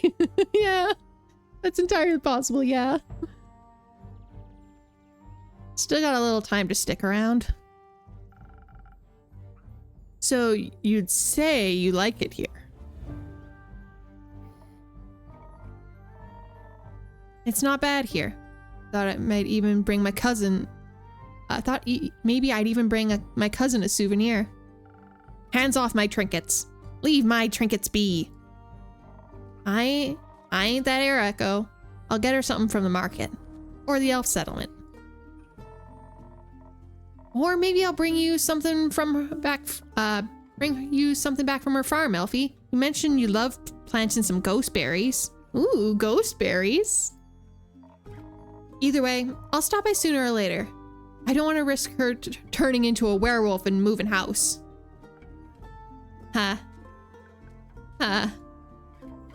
No, but seriously, if any of my family members turn into dragon-forsaken werewolves, I'll be joining the Van Helsings. Still don't know if they kill werewolves. Don't care. Don't you think I could come with you when you go, I mean? I could gather ghost berries myself, and I know a lot about snails. You should. You've got away with her family members. And the snails would love you. Have to agree. You'd probably make it a chaotic mess, but a fun chaotic mess. Yeah. They're so cute. What does that mean? Who knows? Well, like I said, the first mission ever from this game was these two. Was Fable and Carlin. The first mission was we found out Carlin's uncle was a rampaging lycanthrope, I think. He was, I can't remember what they said had happened, but anyway, Fable shot Carlin's uncle, actually ended up shooting Carlin with arrows, but they were able to subdue Carlin's uncle and were able to get him safely to the elf village to treat him for his lycanthrope thing. I don't know. It was weird. But yeah, she knows Carlin's family. Yeah, she couldn't tell the difference and she was scared.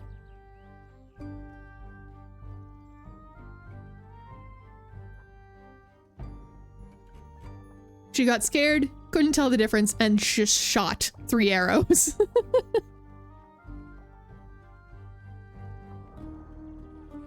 Seems like you guys did end up forming a party after all. Shut up. Okay. How many centuries is she?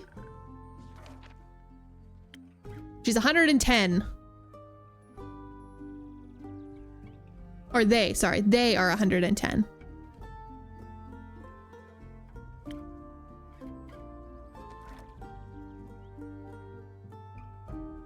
Anyway, it's late. I think I should get back to the settlement and get some rest. Carlin, do you want to come with me? Actually, I'd like to check on Melina. Maybe I'll stop by later.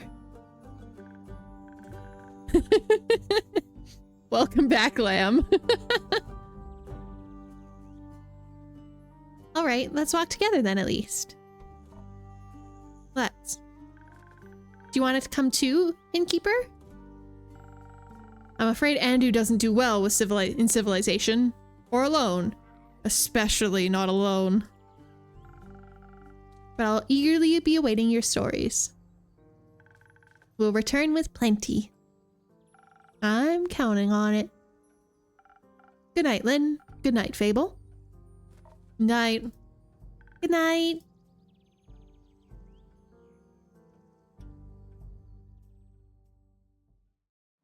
But I'm back. Thank you for coming back, Lem. Okay, I've got a little bit more time, so we'll do one more little round of people and see how it goes. Probably. It could very well be.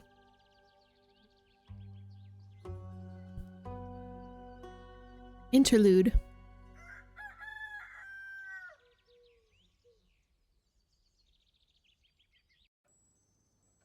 Oh my god! No, there was a crossover interlude!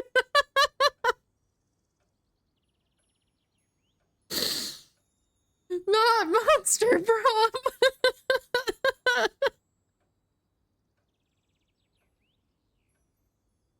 Oh boy, I did not expect that. I did not know that. Fuck, what are their names? I mean, at least it's the hot ones. Yeah. God, now I gotta try and remember the voices I would have used for them in Monster Prom. Fuck.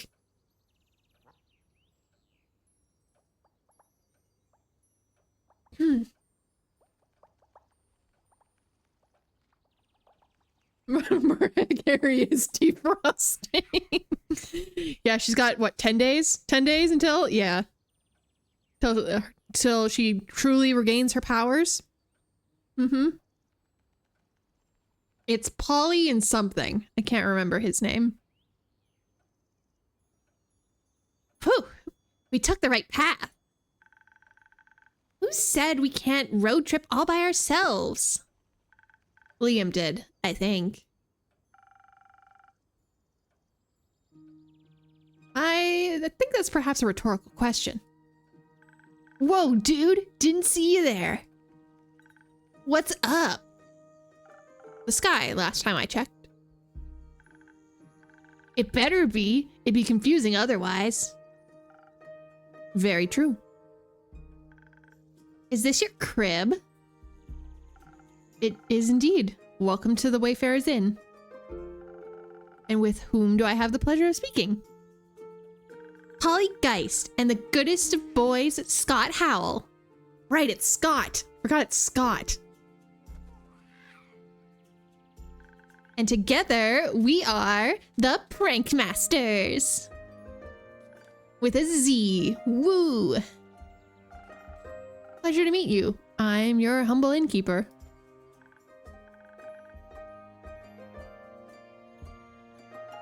Damn, I only remembered the last name, I guess. You were close with the last name.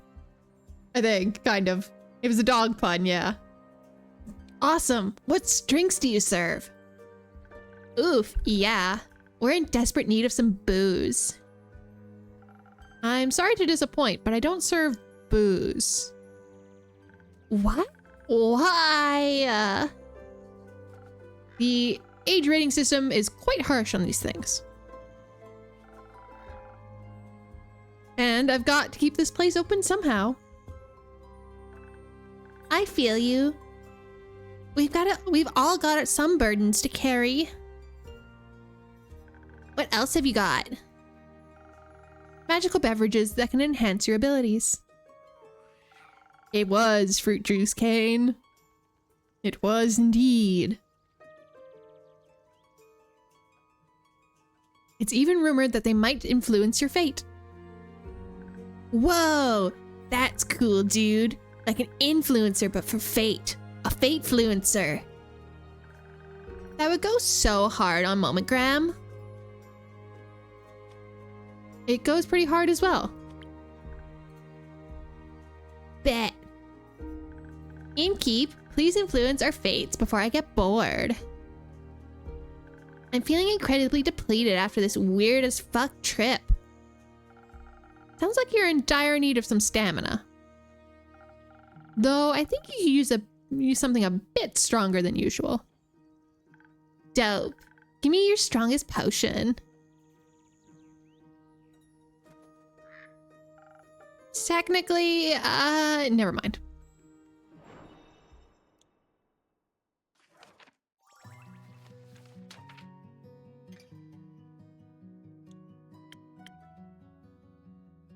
But the ones that are the strongest potion are so ugly.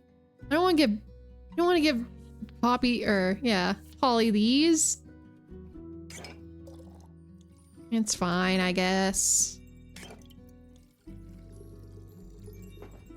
Oh, no, only one.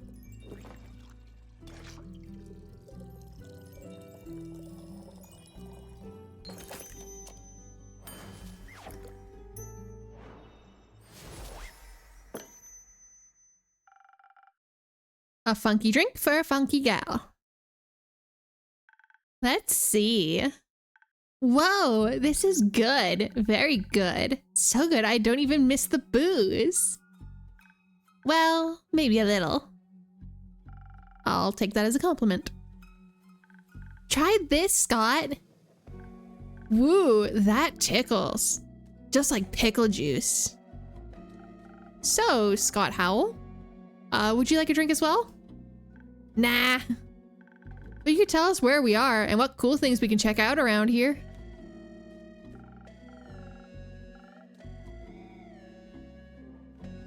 You're in Zenith, in the Republic of Visoya. Are you lost? Nope. At least not as long as we're having a blast. You do seem slightly out of this world, though. Oh. Maybe you're onto something, potion seller. I'm not. You know, we were road tripping. Supposed to be on the trip of our lives. When something weird happened. We were about to take a turn at a crossroad and then whoosh. A portal opened up. And I couldn't hit the brakes in time. Yeah. We drove straight through it and ended up on a gravel road. Everything's so different and dated. So dated. Dated? Duh. I've seen and done plenty of weird stuff. But this is definitely a different kind of weird. So weird. No cars, only carriages and stuff. Cars?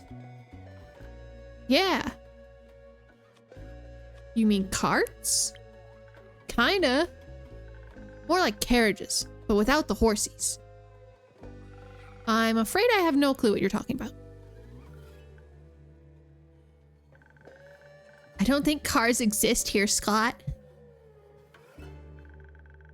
Now it makes sense why my phone has no signal either. What makes sense? We landed in the past. Whoa, does that mean we time traveled? Yeah. That's so cool. I doubt time travel is possible.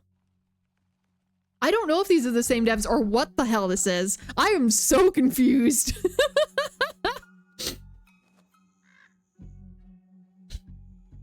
It sounds like more like you've participated in inter-universal travel. Which is rare, but occasionally happens.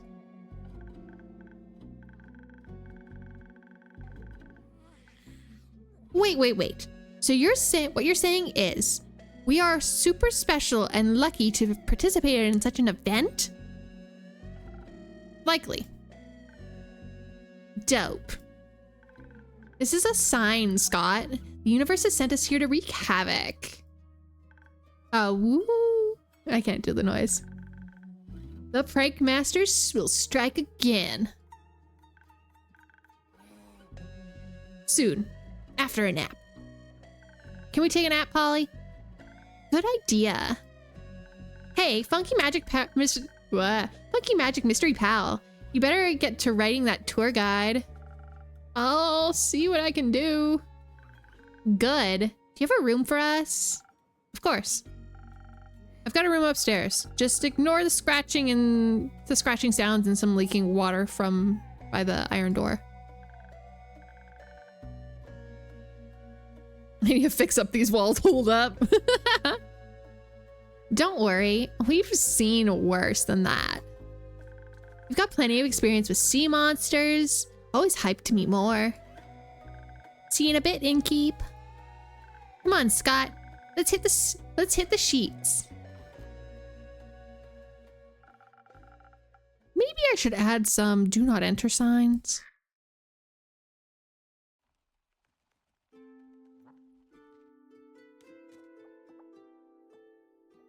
Bye. Hello, sweetheart. Hello. Glad to see you, Baya. Thank you for having me. Now that... Is your friend's dispute still ailing you? So lonely, lonely, lonely. I came to ask, have you sent someone to help my friends? I did, actually. You did? Yes, I sent Fable and Blade to solve their dispute. Oh. Then let's hope they'll be friends again soon. So we can have tea parties again. And I can stop being lonely.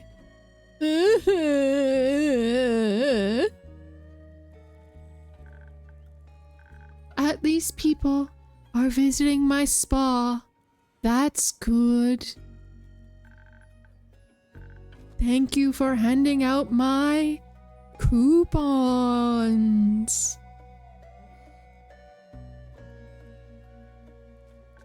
Did I hear spa? Yes. Doesn't that sound like something, Scott? Woo, I love spa things. Now, are you our tour guide, sweet bog creature? Tour guide? Do you want to visit my spa? These two are Polly Geist and Scott Howell. They're currently looking for entertainment and a way back home, but entertainment first, obviously. It's getting so incredibly boring here. No offense, Funky Magic's mystery pal. None taken. Where is your home? In a portal or something. Yeah, we came through a portal, which in itself is pretty rad. But we've had a medieval tavern experience and all. It was good while it lasted, but it's time to move on. Move on to my spa. Something like that. Which makes me think, Aya, do you think you could help them find a way back home? Of course. You can do that.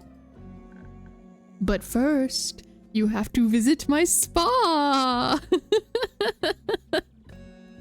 Nothing easier than that. I am in need of a facial anyways. The air here is so dry. My bog water is especially moisturizing.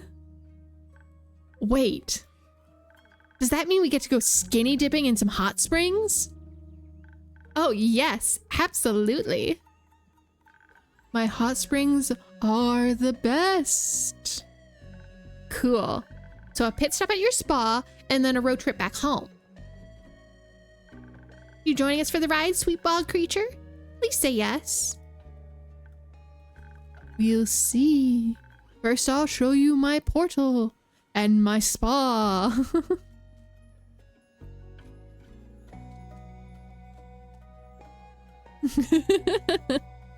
Yeah, bye. We just take him to the spa. Just take him to the spa. If you bring them to the portal, you can take a ride with them through it.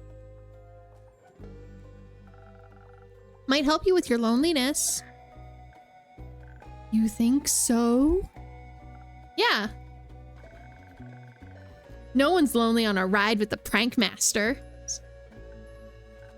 I'll think about it. Which portal do you want to take? The one through Avalon, through dreams and forests? Or the one through the Twilight Chasm, a place full of dread and weird fishies? Ooh, the Twilight Chasm sounds spooky. I love spooky. Hold on one second. It's getting dark in my room. I need to turn on a light.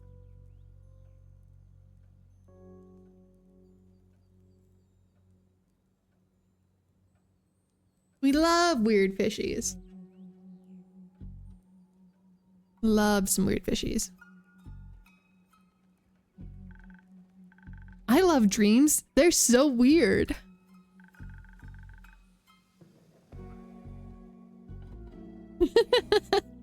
I mean, Lamb, you just, if you're gonna break through the ceiling as your entrance, you gotta be willing to repair it, you know?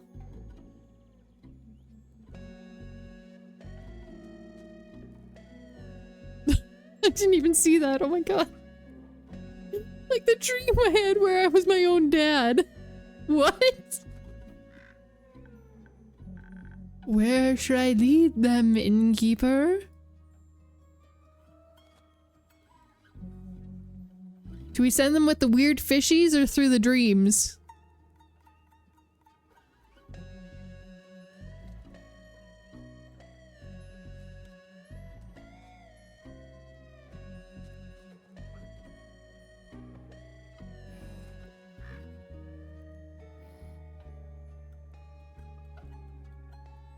I mean, we love weird fishies. True. Haven't had those in a while. Sounds dope. Make sure and don't lose your minds, though. No promises. Can't wait to show you my mud masks. You gotta watch out for those banana peels, Lamb. They're always around every corner. You gotta be prepared. Can't wait to show you the world, sweet bog creature. My name is Baya. Woohoo. Then let's hit the road, Baya. Enjoy your trip and safe travels. Goodbye, potion seller. See ya. Ah, goodbye, innkeeper.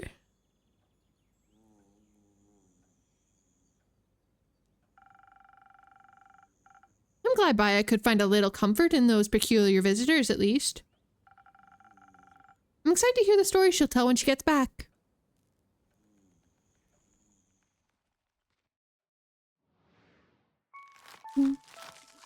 Do.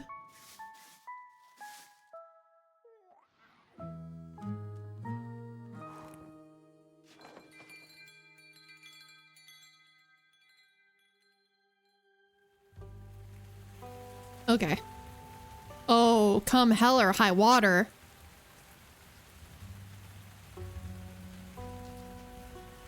Okay. Here's what I'm gonna do.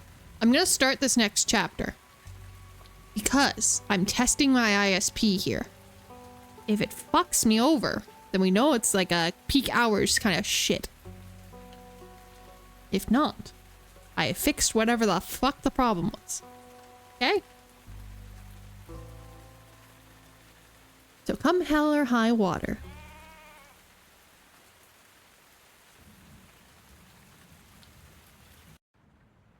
Grace.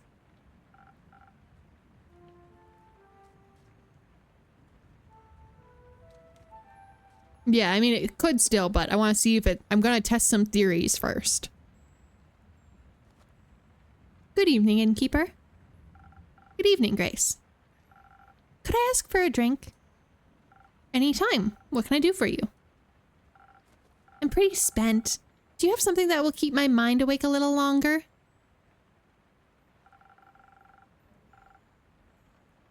I should have something for that. One moment.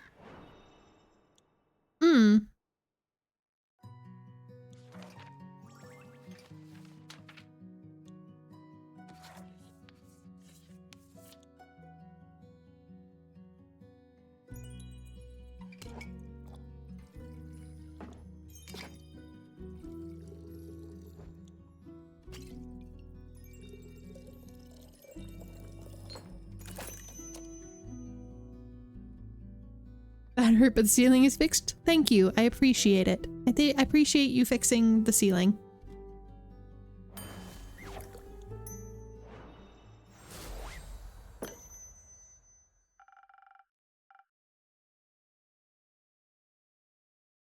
A drink for the mind and soul.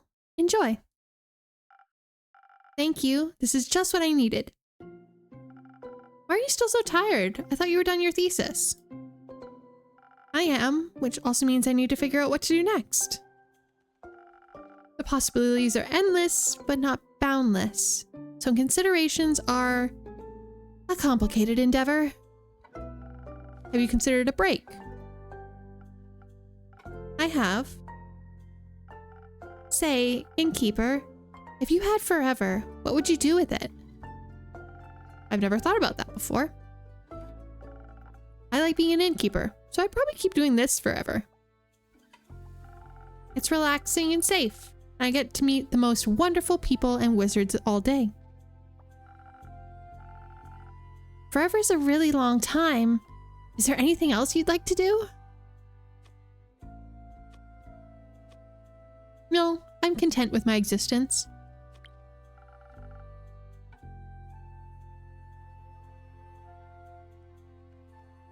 I see no point in changing it. I don't know if I should be happy or sad for you. I'm happy with my existence. Better? I don't believe you. What would you do with immortality? I would learn everything there is to learn. Every language, instrument, skill, facet of mortal existence.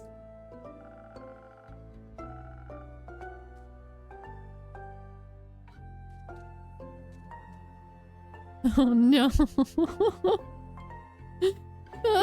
No, not lamb, no.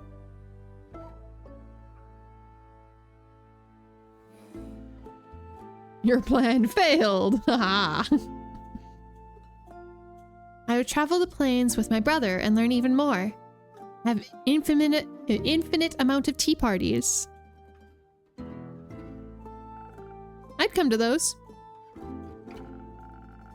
When we were little, Hex would always make all stuffed animals dance around our tea table.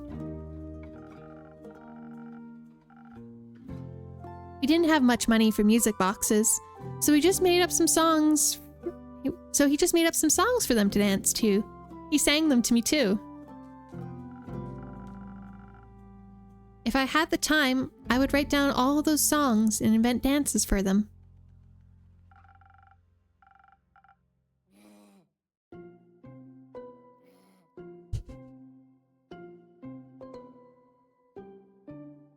Yeah, I didn't realize our bubble dragon made noises. I didn't realize he makes noises.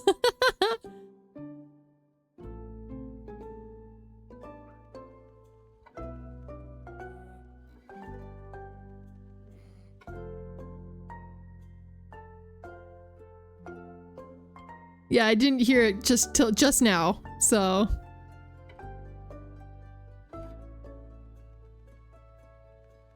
You should make time for that. It's your time after all. I am back up. And besides, while you don't have forever, you do have quite a lot of time.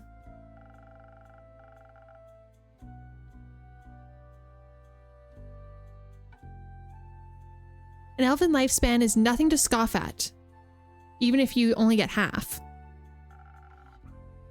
Not if you only got the human side of the lifespan. Oh, that's less time.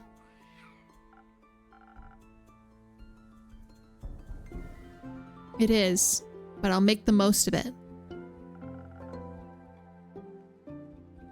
What will you do next then? I'm not sure yet. I was thinking go to Asphodel. Asphodel. The capital of Magocracy? Magocracy? Yes. Can I help you, lamb?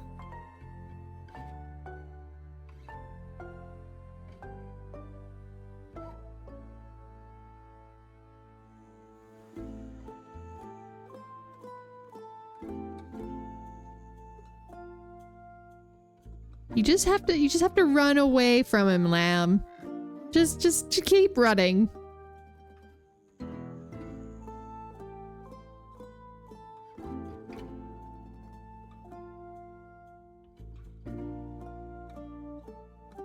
And if you need a spot to hide, the museum is usually safe.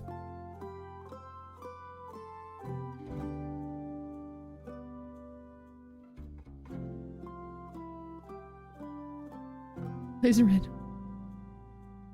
I wasn't trying to eat, you know.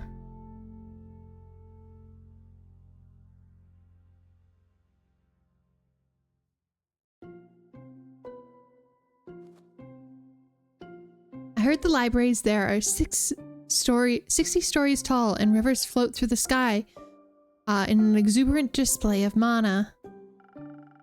You can stay here, lamb. You're safe.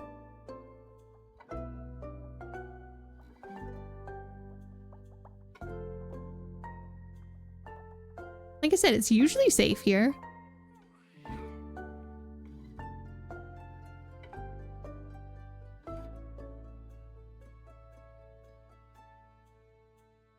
Exactly. There you go. You did it. You did it. You did it. Now just hide for a little bit and he'll forget. Sounds like paradise for someone like you.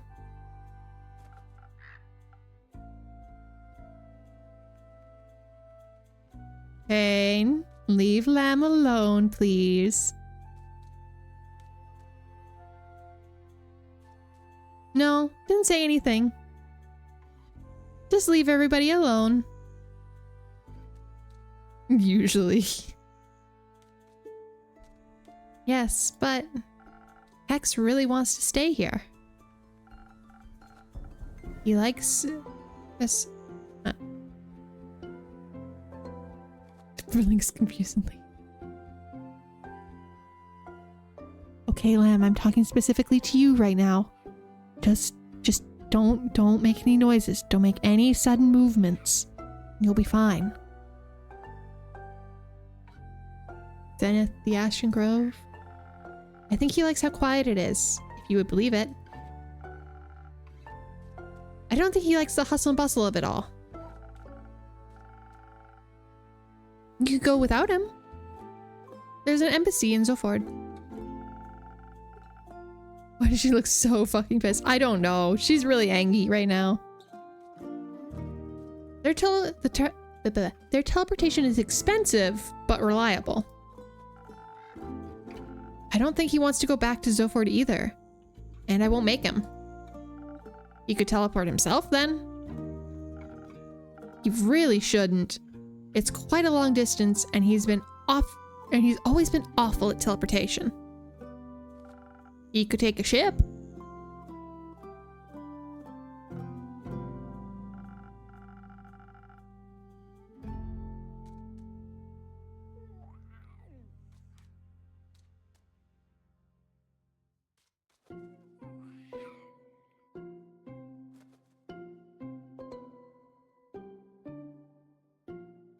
I appreciate the effort, but I don't think a ship would make any difference.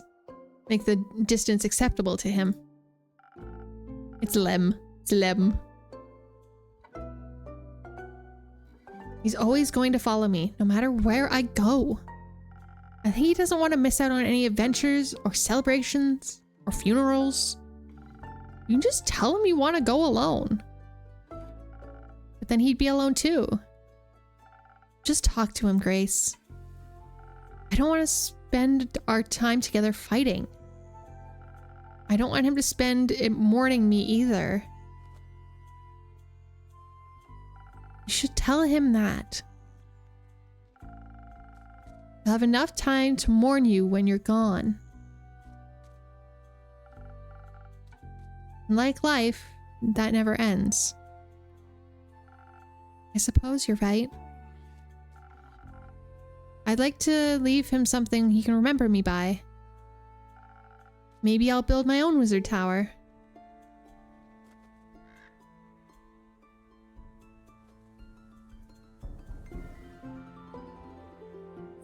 Yeah, it does seem.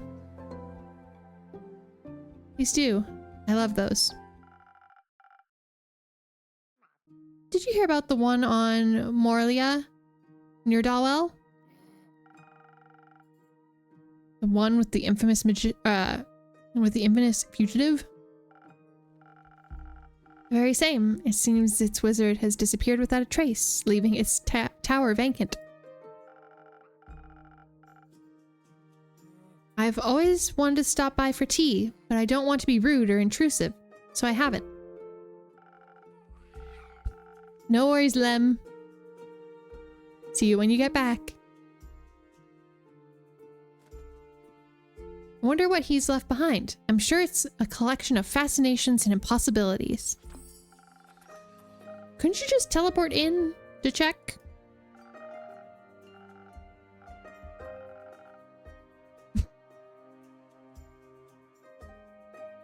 You can't exactly teleport in and out of a well-protected places all willy-nilly. You might end up trapped or in another plane.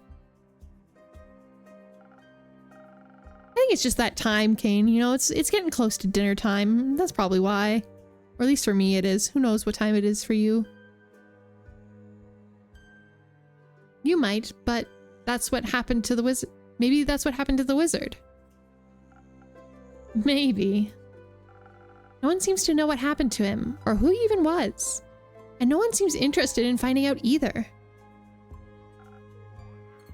True, very much not dinner time. Ooh, right. Oof, I'm sorry. Isn't that sad? A little. I don't want to disappear like that. You won't. I'll tell your story for as long as I'm around. How long is that? For as long as this world will bear me. You're very easy to bear. Thank you, Grace.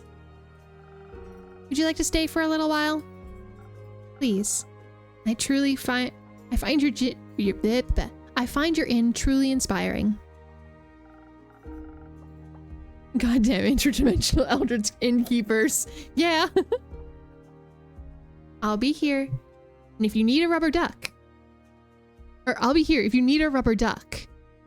I'm counting on it. A lullaby. Oh, they're back. That was fast. Hiya, Innkeep.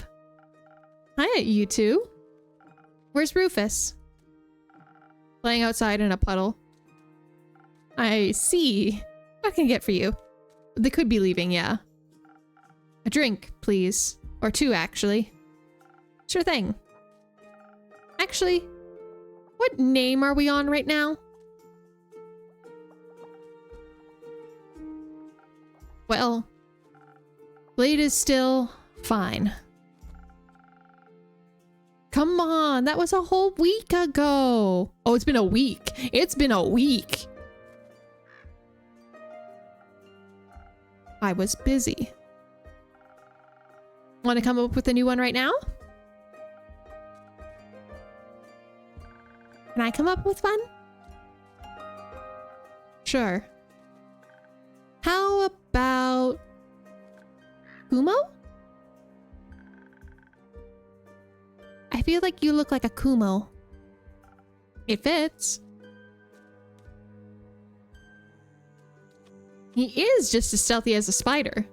Or he is as soft as a cloud.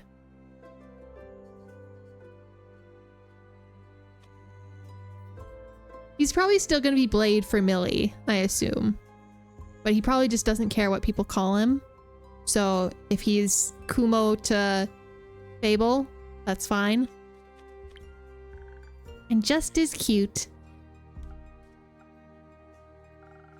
I'll take your word for it.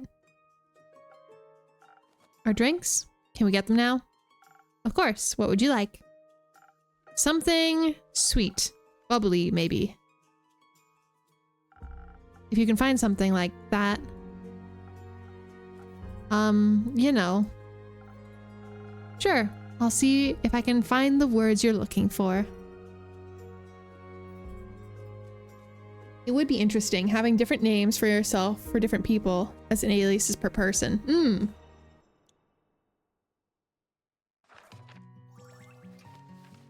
As usual, I think is, yeah, it's as usual. It's also the only one I've seen animation-wise that has like carbonation.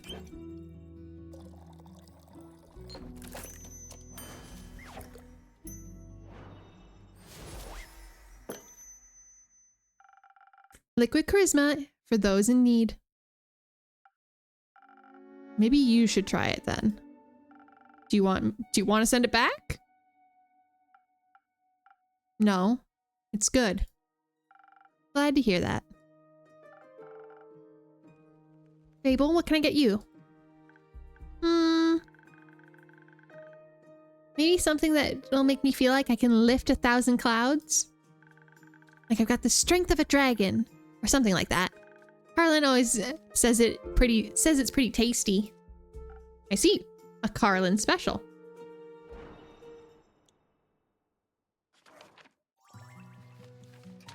And this one is the Southern Brawler. Is the Carlin special. Boop. And boop. The Southern Brawler.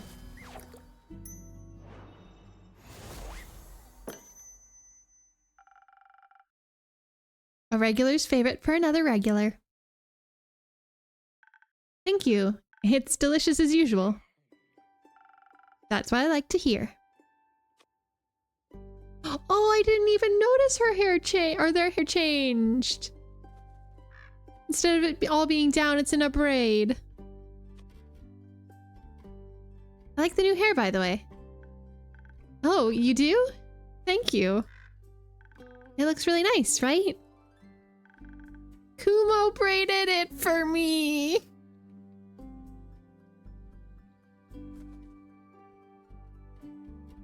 Why is he so sweet? But is also the edgiest boy in existence.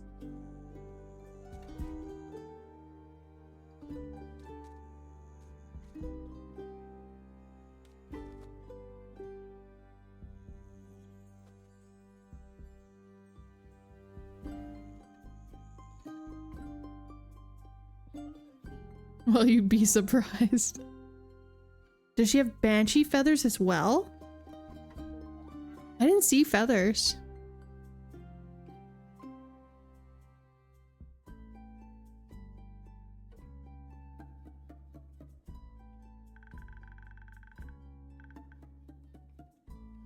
He helped me calm down after we encountered the Mary Morgan. Oh, maybe. I can't remember if she's always had that or not, though. No, she's always had that. But I should probably start at the beginning, right? I'd appreciate that. Alright, so... what happened at the beginning? The ship to the Boreas? Right. I was a bit worried about the journey that we were embarking on. After all, the seas around are famously hard to traverse. With all the magic wind around and all. But just before we left Zenith, we ran into Una in the midst of an arm wrestling match with Iniko. Oh god, Iniko's back. Oh no, not Iniko.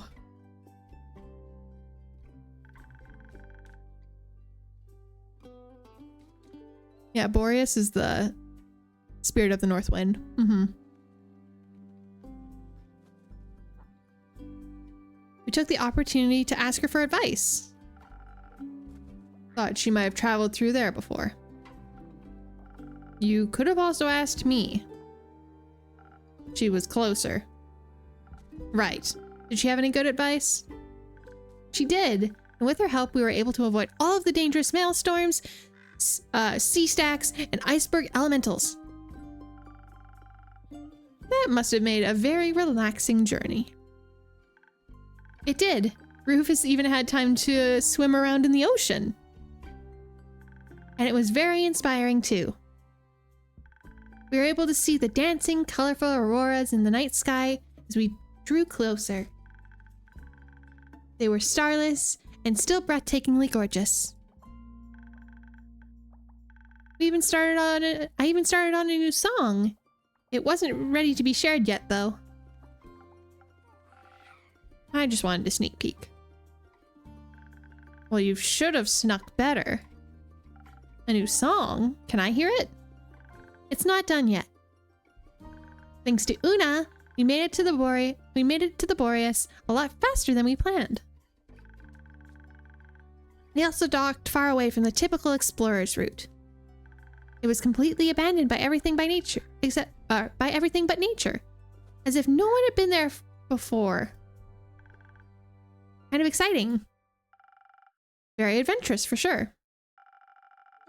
As we headed inland, we were quickly swallowed up by the fog that engulfs almost the entire island. It moved in strange patterns, creating unidentifiable forms within the mist that hungered for life. Rufus had a lot of fun playing with them. The thickets rustled as we walked by, whether moved by the wind or by creatures we couldn't tell. The trees were shaped strangely, with shimmering portals forming in their empty husks. Our own quiet breaths were often interrupted by shrill shrieking sounds that seemed to come from right above us.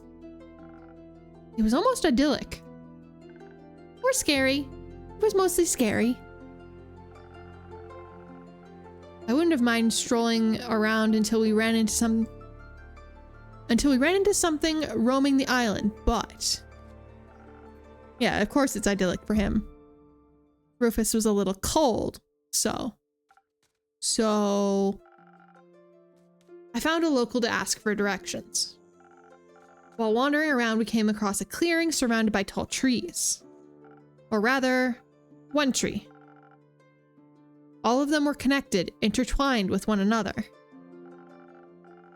Through one of their twisted connections, a waterfall with no discernible origin was flowing into a small pond. And in its midst rested a nymph. A real nymph. Oh right, she wanted to see nymphs. I forgot she really wanted to see nymphs. Don't know why specifically she wanted to see nymphs, but she wanted nymphs. Doing taxes. She was weaving flower crowns for the fish. She was beautiful, with long black hair and skin that glistened in the sunlight being reflected off the waterfall.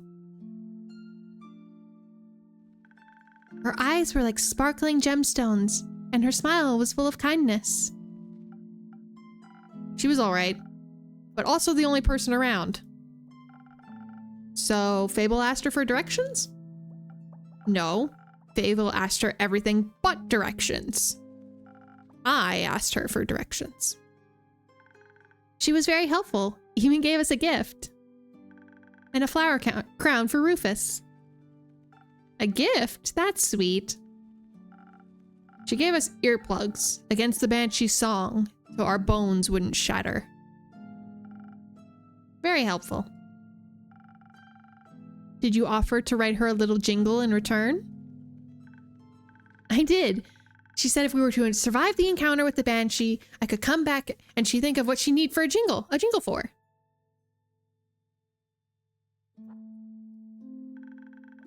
She was thinking about setting up a dragonfly exhibition, so maybe for that. Who would she even advertise to? Frogs? And toads? Don't forget about the toads. The toads will be very mad if you forget about them. The banshee was our first priority. So we stealthily made our way to the lonesome lagoon with earplugs in our ears. We walked and talked about our favorite dragonflies. As we approached the lonesome lagoon, the thick mist enveloped us. Bubble, bubble, toil and trouble. Yeah, that's fair. It suddenly became so cold that we could see our own ragged breaths. I was really glad I had Rufus to hold on to. And then we heard it. A song filled with all the sorrow of the world compressed into a single note. It sounded really nice. There was such emotion in that song. Sadness, longing, yearning, anger. We wanted to be polite and wait until she was done singing, but she just kept going, like tears that wouldn't stop. So I decided to be a little rude, stepped forward and said hello. They said, "Hello, Banshee. I really like your song." That confused the Banshee so much she stopped. She smiled, bearing a row of deadly sharp teeth. She was really nice, actually. She asked if we wanted to steal, She asked if we wanted to steal from her lagoon. When we said no, she invited us to sing along. Did you? Of course. It was kind of fun. It was. And I thought, what better time to bring up the Mary Morgan but now? So I led with, but I bet you do this with your girlfriend all the time, right? She suddenly looked at me with hatred and anger, and then just started screaming. I was very thankful for the earplugs at the moment. I think that I think without them, my bones would have been melted. That was our cue to leave, so I pulled Fable back into the thicket of the Borean forest. Oh, 1 second, guys. Give me just 2 seconds.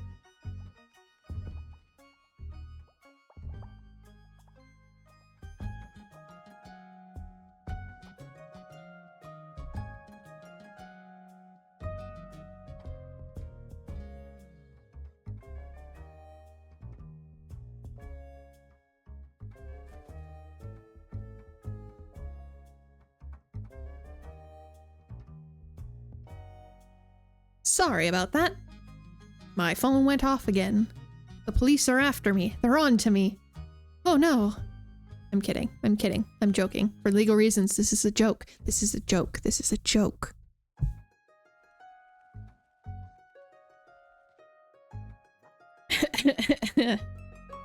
Obviously, we couldn't just leave it at that failure, so we looked around for a peace offering. We found some spiky pink fruits with a pattern of little ghost tortoises on them. I thought she might like them.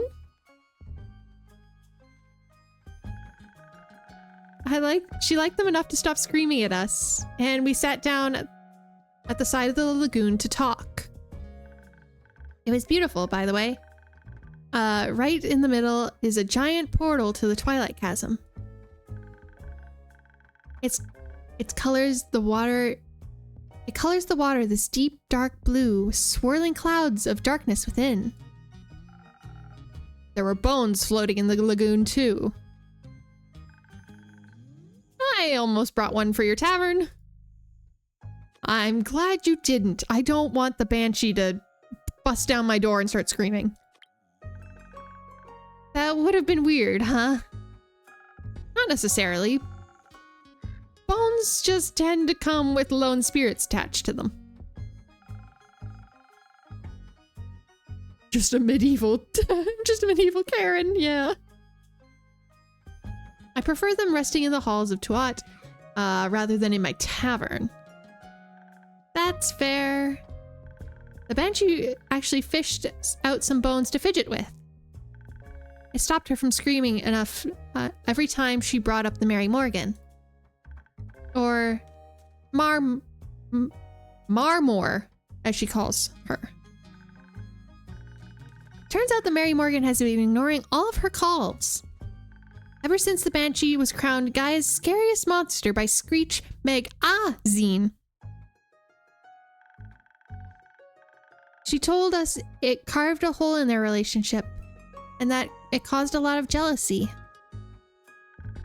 And she was disappointed that the Mary Morgan cared more about some stupid popularity contest than her. We asked her if she wanted to talk about it with the Mary Morgan herself, but she said she didn't need to apologize for being scary. She was thankful she got to talk about it, though. She was holding it in, and because she didn't want to burden Baya with all the drama. She even offered us to spend the night at her nearby cave, which was really nice of her. Did you end up taking a nap in her lair? Rufus did. But with all the riches of the dead filling the place to the brim, it was far too alluring to allow us to fall to the call of sleep. Oh my goodness, that's a sentence. You found loot. You have my attention. What did you find? Gold, bones, skulls, jewels of all sizes. And a loot. It's broken, but I picked it up anyways. There was also a delicate silver mirror that had hearts carved all over it. Kumo recognized it as magical from its arcane markings. Melina showed me them in a book the other day.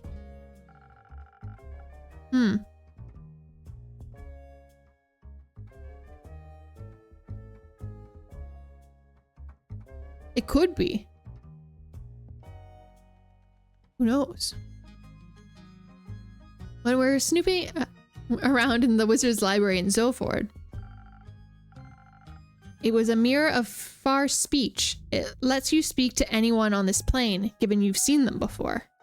Oh, so that's how she's calling the Mary Morgan, is through this mirror if they're in two different areas. So you called Melly?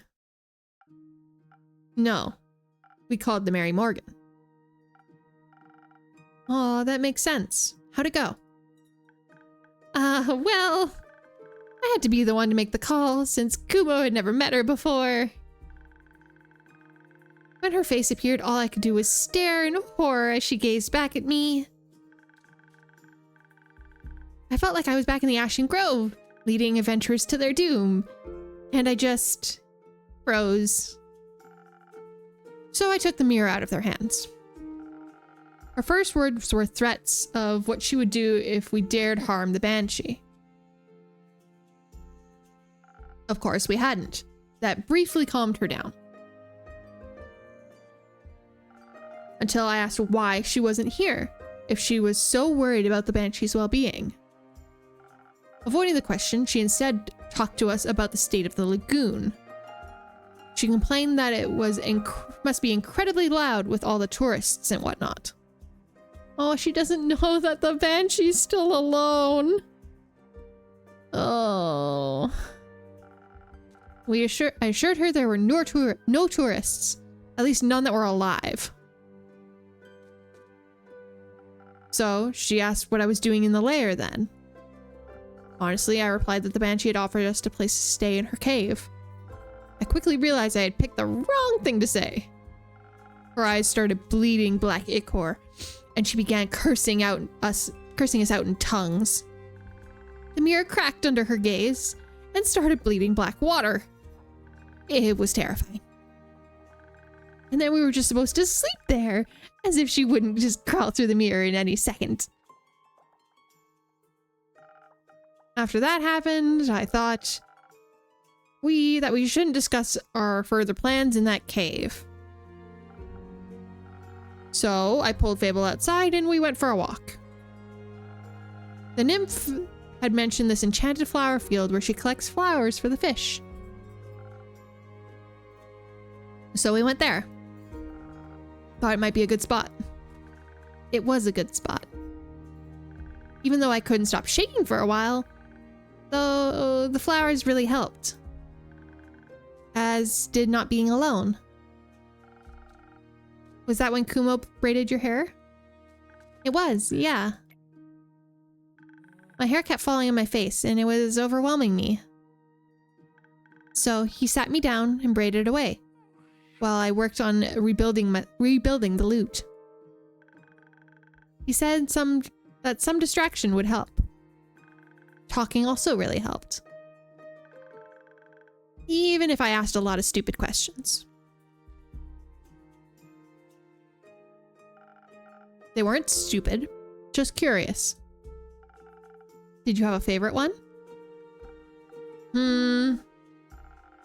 They asked where I learned to braid hair. That actually brought us further on our quest. How so? Well, I learned it from my mother. It's the one thing I have left of her. It was her way of apologizing. She was never very good with words. It made me think. Sometimes people aren't very direct with what they mean. I've heard of that, yes. Like the Mary Morgan. She doesn't seem angry about the Banshee outdoing her in some fear pageant. She didn't even mention it once. She only got upset when she thought that we had hurt the Banshee. Or when she thought we were tourists. Or when we said we were staying in that cave. Like she was jealous of something entirely different from the issue of the Screech Meg zine. We talked it through and decided that we had to get the two of them to talk face to face. Obviously, it would be difficult because of the distance, but Rufus had snuck the mirror out with him when we left. I guess he thought it would be useful. Or he liked how shiny it was. I see you taught him well. Indeed. I used it to call Baya. Ask her to tell the Mary Morgan to come to the Boreas. Fable mentioned she can teleport via plants. However that works. She can. She should try it out. It's nauseating. Why would you say try it out if it's nauseating? I think we'll pass. While I went to pick up the Banshee, Kumo and Rufus picked up the Mary Morgan.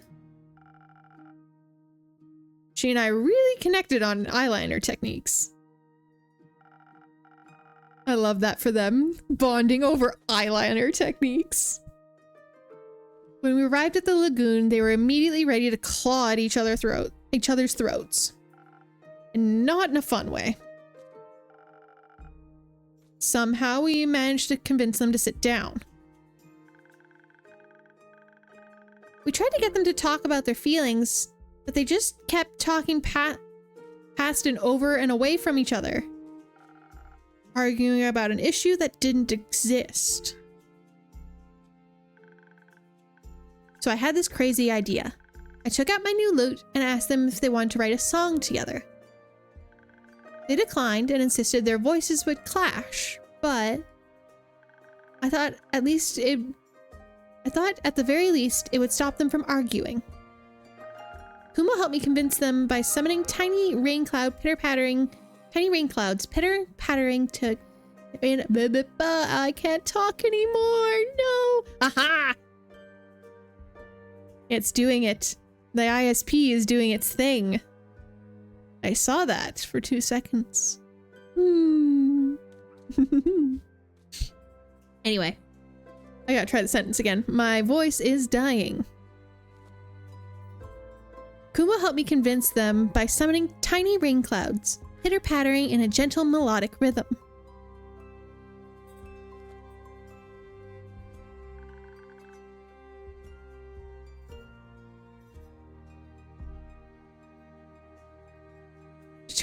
To inspire them to give it a try.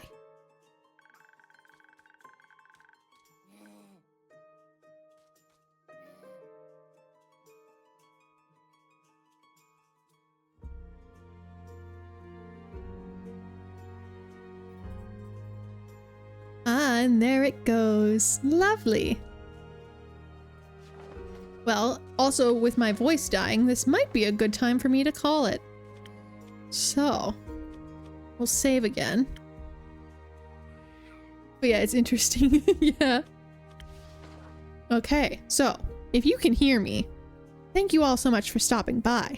I very much appreciate it. Tomorrow we will be doing some web fishing.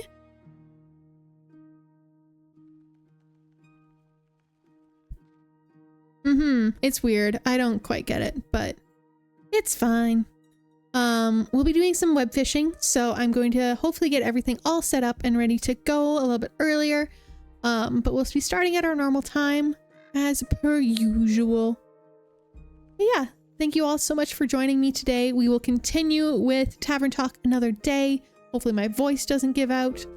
But yeah, I appreciate you all being here, and yeah, thank you so much, and I will see you again tomorrow.